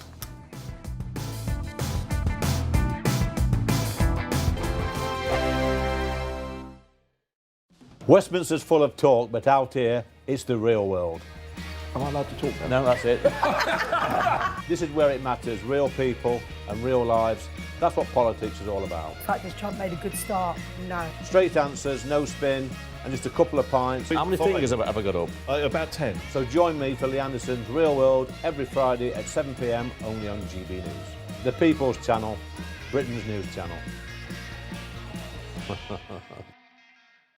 Nana Queer, weekends from 3 p.m. And I'm going to start with you. Talk to me about autism and why you got involved with this, because some people don't know the story as to why you set up Anna Kennedy Online. Well, I have two sons. They're now 32 and 35, and I'm proud to say that my eldest son, Patrick, is in Stockholm at the moment on his own, so that's like a big step for him to go on holiday, and he's loving it.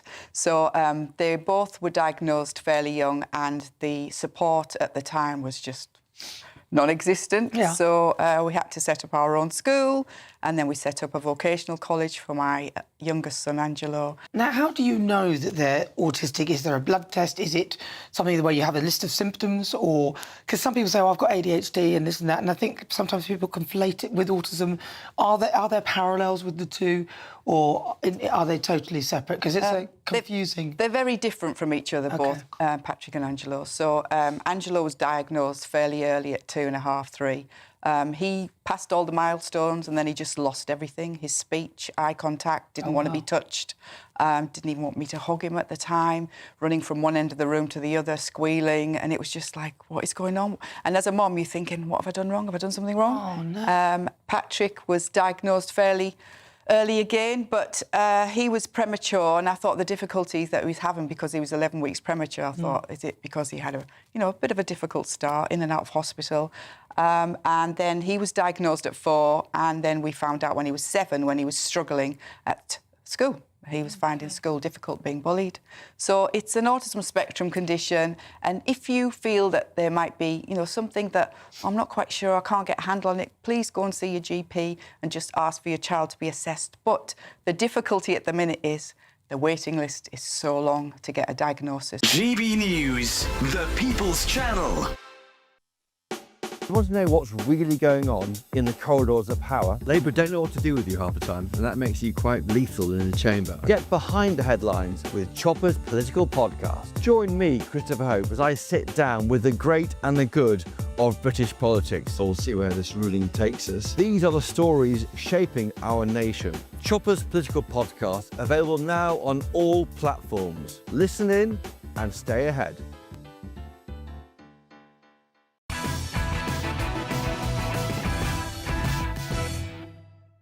Welcome back to Alex Armstrong Tonight, only on GB News, of course. Let me get a couple of your views in here.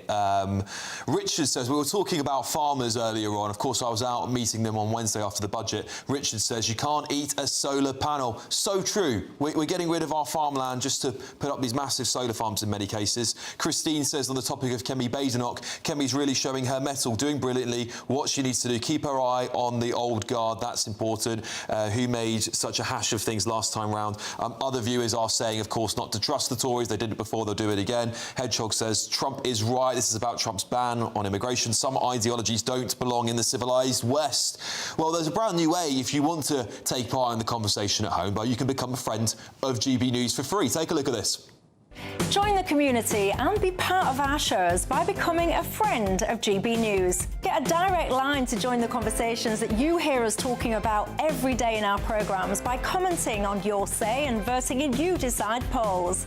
Access opinion, analysis and behind-the-scenes videos as we share more from the stories that you see on TV and radio. Plus, watch our shows live and on catch-up anywhere, anytime.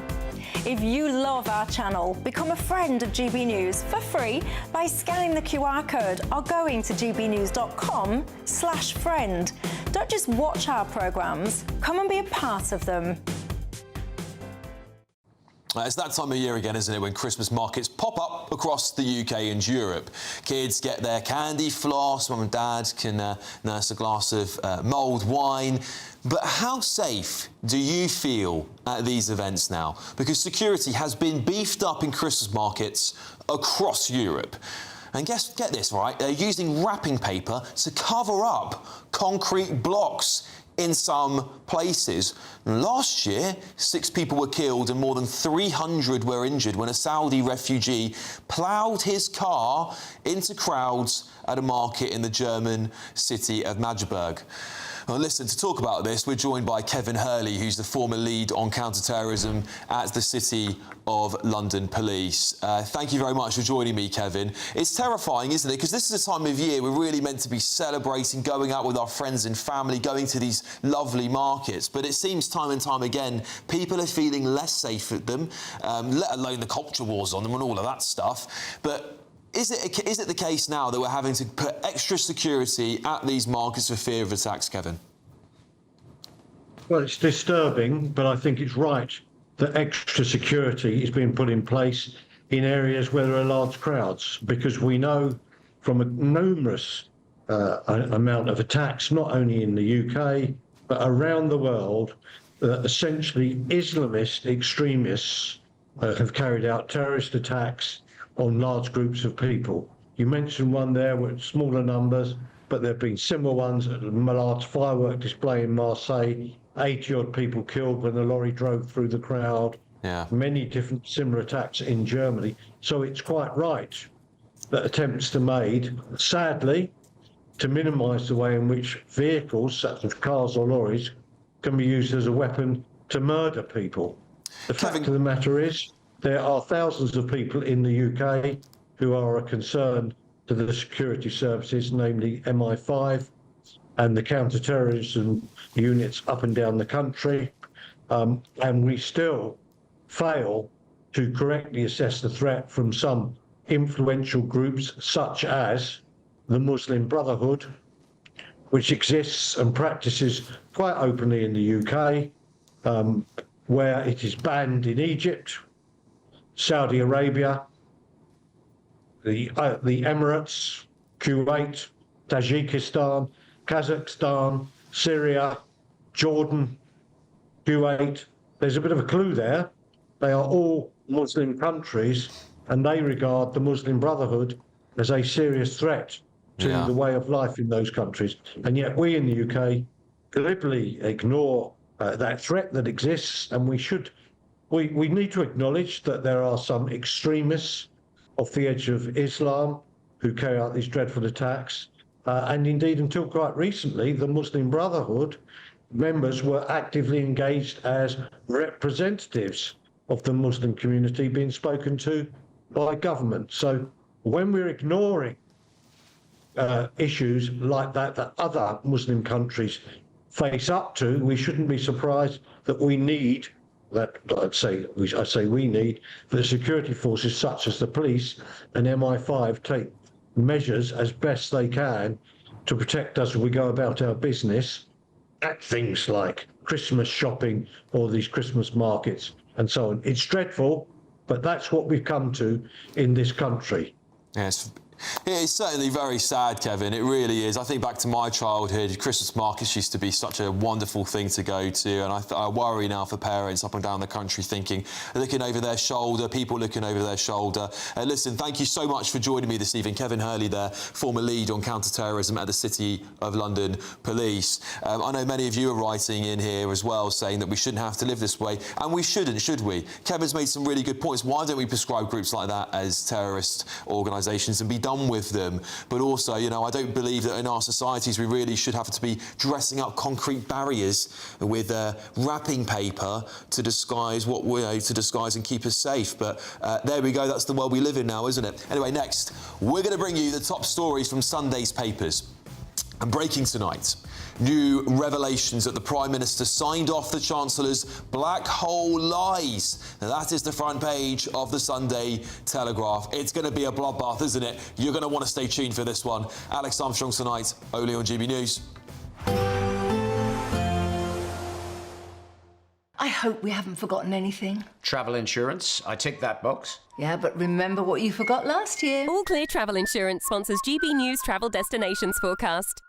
Hello, if you're heading away this weekend, it is actually looking fairly unsettled across parts of Europe and definitely cooler than usual. Across the Canary Islands, a risk of showers throughout the weekend and into next week. Temperatures around 18 or 19 degrees. A little bit cooler than usual across parts of Spain and Italy, just around 12 or 14 degrees. And some wet weather is pushing into parts of Greece. But actually, more eastern areas of Greece should stay relatively dry, so plenty of sunshine to come for Santorini. See you later. All Clear Travel Insurance sponsors GB News Travel Destinations Forecast. Hello there, this is your GB News weather update from the Met Office. The rain that we've seen through this afternoon is beginning to clear, and we will start to see some clearer skies as we head through the overnight period. And it will be a chilly one to come, but the rain that we've seen through today is because of this low pressure system, and it is slowly tracking its way towards the North Sea. It will still be quite windy across these northeastern coasts. We could still potentially see some coastal gales for a time as it does move into the early hours of Sunday morning. But elsewhere, clearer skies to come. We even have an ice warning for northern England as those temperatures will start to fall away under those clearer skies. But even away from this, we could see some frosty patches towards southern England through the early hours of Sunday morning. But for the second half of the weekend, it is going to be a pretty bright and crisp start. Once the sun does rise, there will be some nice, bright, clear skies across southern England as well. Like I said, it will be a cold start for northern England, some icy stretches, so do take care if you are looking to travel around at first thing. And we still have some wintry showers across the northern half of Scotland as well. Where here, it can still be rather cold and likely to see some icy patches at first thing in the morning. But through the day, that bright sunshine will continue for much of the UK. Those showers out towards those northeastern coasts will continually push their way off, and we could potentially just see some showers drifting in towards the western coast as well. All eyes will then turn towards this weather system out towards the west, but otherwise a chilly day to come. Most places around those mid-single figures for the end of the weekend. Now, much change on Monday. A large pressure system has moved in, and we do have a couple of rain warnings as well. Yellow across northwestern England, but an amber rain warning for southern Wales as well. So do take care first thing during the week. So an unsettled start to December, but for temperatures, they are slightly above average for the new season.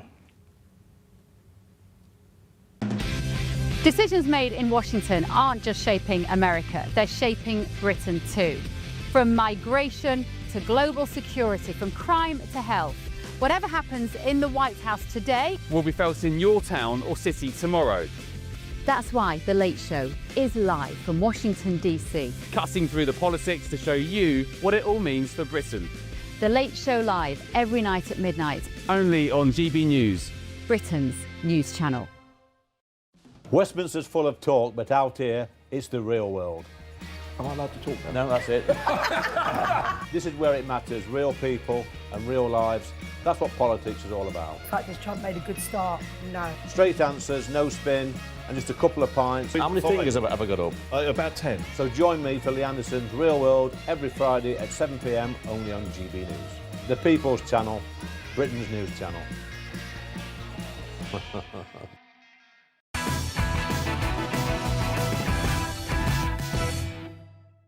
Welcome back. This is Alex Armstrong tonight, only on GB News, of course. Let's go through tomorrow's front pages together, shall we? The front page of the Mail. They are saying Reeves must go for her budget lies, say voters. Pretty damning stuff there. The Daily Star, BBC gangster show hit by Crims. The Sunday Express, critics revealed true budget burden on working parents with 3 kids. Families need wages of 71 grand to beat benefits. The Mirror, I'm a Celebrity exclusive. My heart sank when Jess wasn't there. The Independent, Putin playing with Trump president's former aide warns.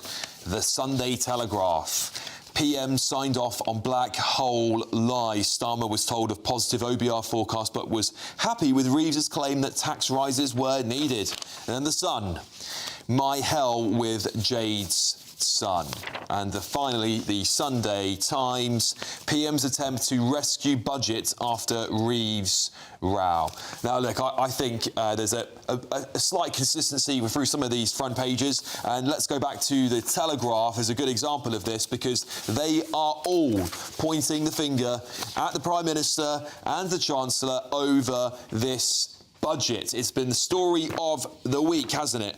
And so what we're hearing tonight, Peter, is the Prime Minister signed off on the statements that were made to the country despite knowing he was told himself about the OBR forecast. This is damning. As if his staggering unpopularity couldn't plummet any further. This won't help, will it? The beleaguered Prime Minister, he who got swept to power with a huge majority just because so many millions of people were desperate to get the Tories out. And look how quickly it's unravelled. It's quite astonishing. His robotic appearances, his lack of kind of connection with the real people, he being such a politician's politician rather than a people's politician. And it's all unravelling, and quite frankly, if they last until the local elections in May, that will be quite astonishing, and I think that will really be a watershed moment. Yeah, indeed. Ellie here, the Telegraph reporting in an extraordinary attempt to shore up the Chancellor's position. Number 10 confirmed last night that Miss Reeves's comments were entirely accurate. Unbelievable. I mean, Starmer and Reeves have really tied themselves together throughout Labour being in government. So if Reeves goes, Starmer goes. And, I mean, what the Tories are now suggesting is that Reeves has been involved in some sort of... Not involved, but... there's been some sort of market manipulation here. You know, there's speculations of when she was telling the public that there's a huge black hole that she needs to fill. Obviously, the bond market's reacted to that in certain ways. And, you know, this sort of thing is dangerous for Reeves. And Starmer has tied himself to her. He supported her throughout all of the different scandals and matters. I mean, the list goes on. The difficulties that they've faced together over the last 18 months. So I'm not surprised that Downing Street's coming out and going, yes, we were well aware of what was happening and we support her and we support the speech and what she said, totally supporting what Reeves said in that speech on November the 4th, which actually was totally a falsehood. Yeah, well, Paul, the Chancellor apparently is facing an inquiry from the Financial Conduct Authority after the Tories accused her of market abuse, stuff that Ellie was alluding to there. This is really hard. I mean, how are they going to come back from this? Well, the markets actually reacted incredibly well to... Not prior to the budget, though. But the markets were very stable, and you know, compared to, let's say, the Liz Truss budget, which tanked the economy, and the gilt yields were higher than when Liz Truss was in office. This is actually a stable market reaction to this because they saw it as a fair budget that did not disrupt the economy. But actually, there was a lot of speculation of Reeves potentially raising income tax. Right? She basically said with that interview with Matt Chorley a few days before the budget that I either break those promises or I lift, you know, thousands of children out of poverty. And to that, the bond markets actually reacted quite well because it's quite a clean tax, and the smorgasbord of tax rises that she's actually just announced will inevitably raise far less money than the Treasury hopes. Well, I think the reaction is stable because although the hype before the budget was around wealth taxes and increases in income tax and possibly even, you know, this mansion tax, all this stuff that was mooted, none of it happened. Well, mansion tax happened. Well, no, there's a re-evaluation of properties over $2 million and $5 million. That was always what was briefed, the council tax. Not a separate tax. Despite what Paul's saying here, right, and I think it's a bit disingenuous, Paul. I don't mean to point the finger directly. It's not your fault, but the gilt markets were volatile at the best. We see it going up and down, up and down, up and down. The pound's been going up and down because we've been having the Treasury's been kite-flying policy after policy. The British public, of course, once the budget was over, no wonder the market stabilised. They knew it was all be over.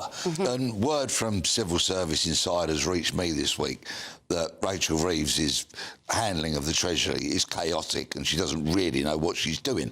And if that's reaching me, then you can guarantee it's reaching the ears of those people in the bond markets, the people that have so much position and power over these things. So why was it stable then? If that's true, Peter, why was it so stable? It surprises me very, very little.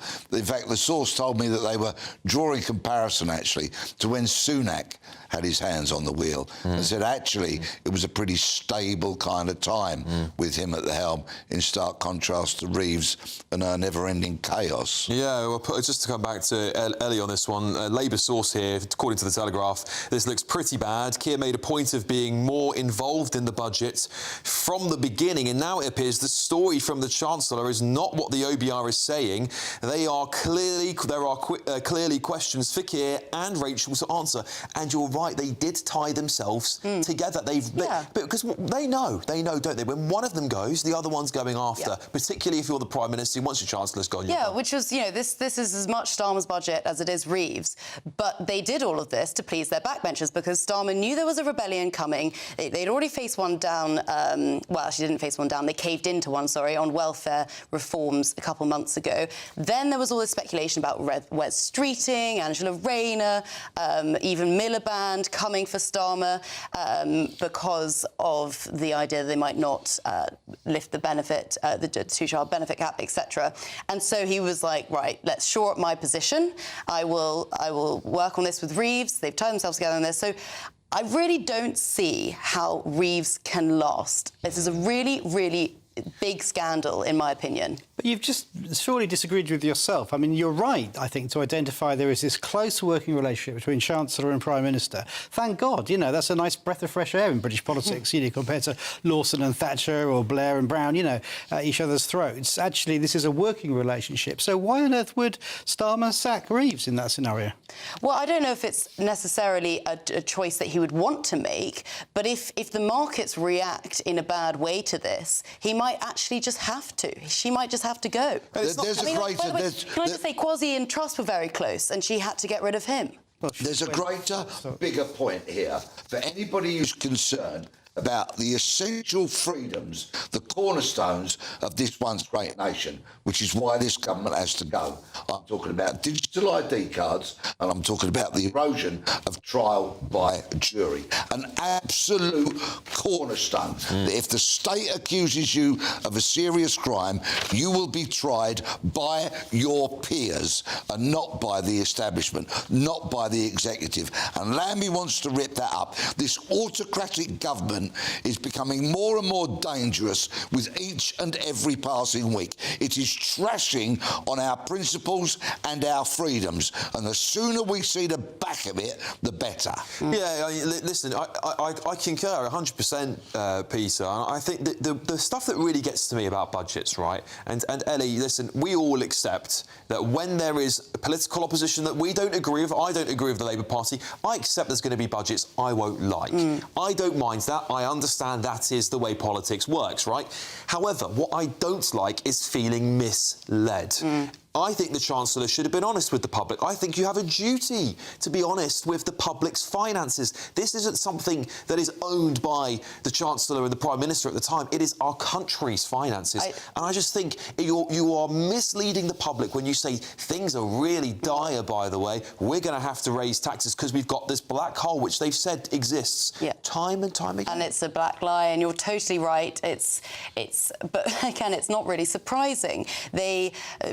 Rachel Reeves last year was saying that freezing income tax thresholds would break their manifesto. Now she's saying, no, it's not. They said we won't raise taxes on working people. She has admitted that freezing income tax thresholds is actually a tax on working people. She's now going, everyone needs to contribute. And I'm sorry, but because the Tories, Brexit, pandemic, everyone but herself, it's all their fault. She's having to raise taxes, and they promised that they wouldn't, and they've broken it. Paul, listen, we're seeing poll after poll now coming out in the last few weeks, and I think this is going to be the case going forward, putting Labour, in some cases, in 4th place. I mean, you're getting behind the Green Party here. Now, I appreciate that some of these policies were to stave off the left of the party, but are you going to do so much damage that the rest of the country is going to lose complete faith in you, particularly in the Prime Minister and the Chancellor? Have they just signed their own death warrant here, politically speaking? Well, I think there's a couple of things going on. One is politics is definitely in a volatile position, the most volatile time in my life in politics, so that is fair. I mean, you know, Reform dropped 5 points in the last week, for example, so the Reform bubble is bursting now and they're sort of stabilising downwards as well. The Greens are on the way up. But you do see that in midterm, and you do see it when the government is having to take very difficult decisions and tough things that aren't popular. And tell lies. This is not a government that's going for popularity, is it? No, I mean, obviously not, Paul. I mean, there's no chance they're going for popularity. This is not midterm. But the thing is, it's only been 18 months. It's not even been that, has it? Early doors then. But the point being, it's taking tough decisions now to get growth in the economy, to restore our public services. So look at the trade deals. You know, they are long-term things that will pay off down the line with America and EU and India. Look at the infrastructure plans. You know, there were transport deals in the budget, you know, linking Thamesmead to the DLR, and that's going to create jobs and homes and people's getting opportunities. But listen, there's always going to be something. Yeah, and I appreciate that. And I was saying before, listen, I understand when there's budgets that are released by parties that I don't necessarily politically agree with, I have to suck that up and go, do you know what, I don't agree with it, let's let them have their shot at it. That's what the public voted for. What I don't like, Peter, is feeling misled, and that is what all these stories on the front pages are telling us. There is a deception, a political deception to sell us, make us swallow something politically, say it's all of our fault, it's not growing, we're not working hard enough, we're not being productive enough, and actually, therefore, taxes must go up. That is what infuriates me. You say deception. These stories are telling us, essentially, dishonesty.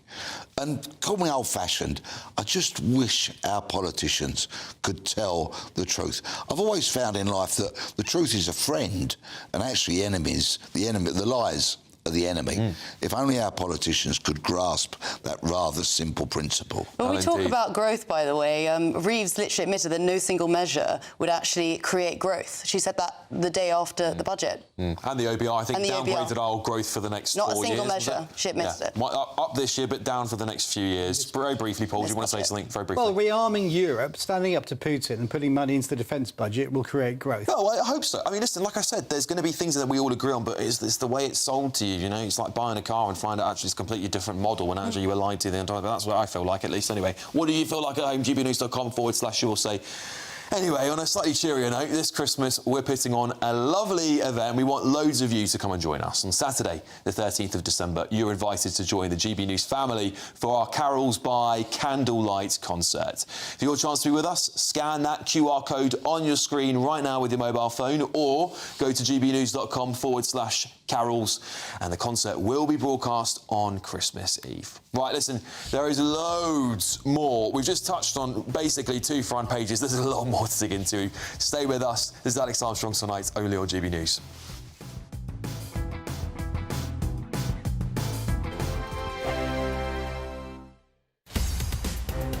In the GB Newsroom, we bring you the news as it happens. With our team of dedicated journalists across the UK, we're ready to keep you up to date with what's happening every half an hour, every single day. Bulletins here on GB News, the People's Channel, Britain's news channel.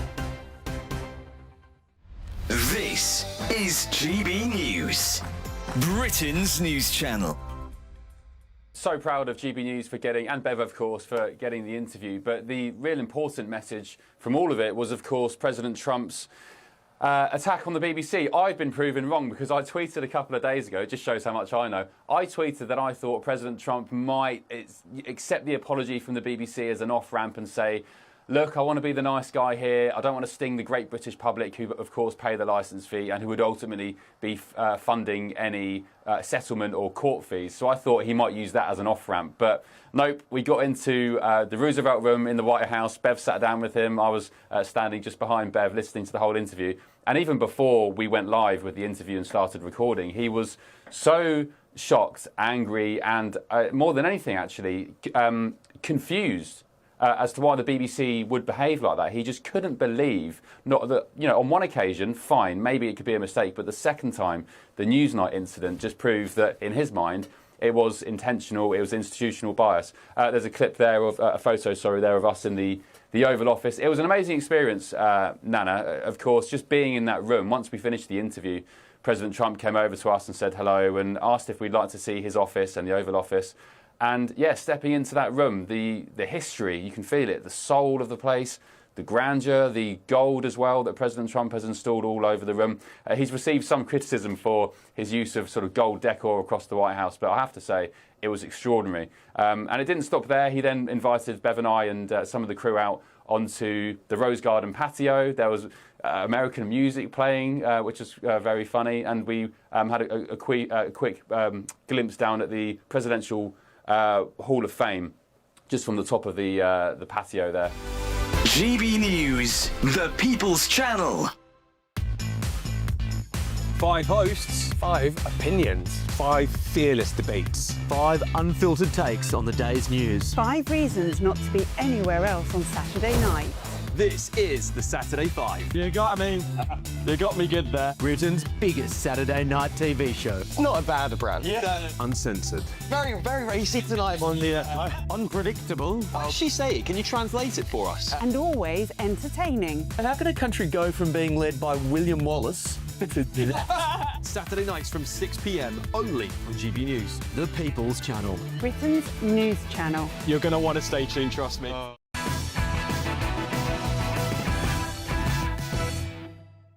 All right, welcome back, everybody. We've got loads more stories. The front pages are rammed today. They really, really are. I'm going to go through another one that's caught my eye here. On the front page of the Sunday Times, judges praise juries amid Labour's plans to overhaul trials. Now, look, I think it's really important, Paul, that juries remain in our judicial system, because I think your peers more often than not get it right than a very well-paid judge, for example. Not saying all judges are wrong, but I just think actually juries are critical to our democracy functioning correctly. What's Labour's plans? Maybe a bit of a rowing back by David Lammy. Yeah, I mean, it is a fundamental of our legal system. It's in Magna Carta. It's one of those things that's been the bedrock for those centuries. I think there is a case for some trials for the sake of speeding things up to be judged by a judge, not a jury, but it depends on the type of trial. But for the vast majority of trials and cases, it should be a jury, and that's what actually I think Labour is now rowing back on and will be the case. Another U-turn, Ellie? Yeah. I mean, already Lammy said that no decisions have been made yet, and actually the FT reports that the new reforms will basically be limiting bench trials to cases where the maximum is 3 years. But it was really quite a ridiculous proposal in the first place to scrap juries. I mean, really? It's nuts. It's totally nuts. But even in this trial, it wasn't all juries, was it? I mean, you know... Well, yeah, I know. I mean, apart from the most serious crimes. Apart from those serious. Peter, listen, you're a man who's been in the law enforcement in this country, in that part of our society. Was it sensible? I think I know the answer, but I'll ask you anyway. Was it sensible for the government to try and scrap juries? That's called a leading question, my lord. The fact that they could even moot the idea shows that this government, including Lammy and all the others, are drunk on power, completely and utterly intoxicated by the fact that they're in Downing Street and they're the government.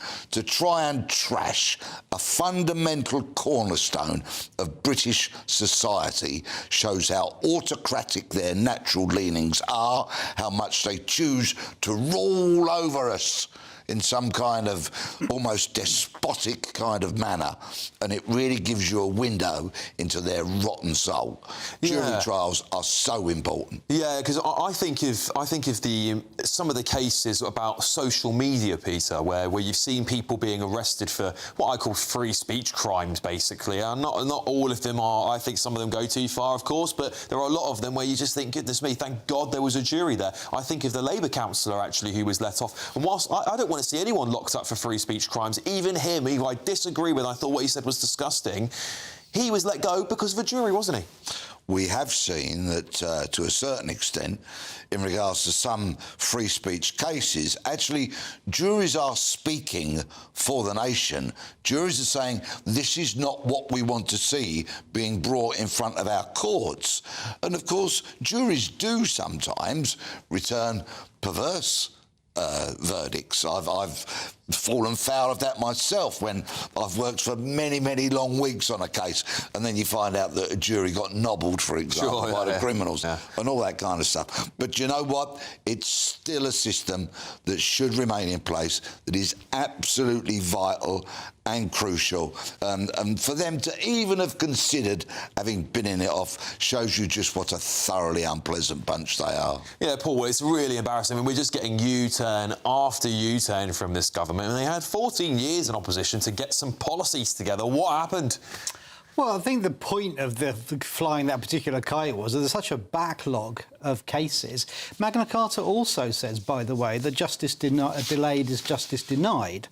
And the fact that people are now having to wait a year, 2 years to see their trials come to trial, their case come to trial, I think was the impetus behind it, to say, well, if there are cases we can get quickly through the system so justice can be delivered in a timely fashion, then let's look at that. And don't forget, many crimes are tried by magistrates. They're not tried by juries at all. They go in front of the bench. And I spent time with a senior magistrate this week who was saying they are being put under so much pressure that the goodwill is running very thin. It certainly is. And listen, do you think the Prime Minister should resign? Do you think Rachel Reeves should resign over these scandals? We're going to get into all of that. Universities apparently cozying up to reform, and Shabana Mahmood's intervened in a Maccabi Tel Aviv controversy. That's after the break.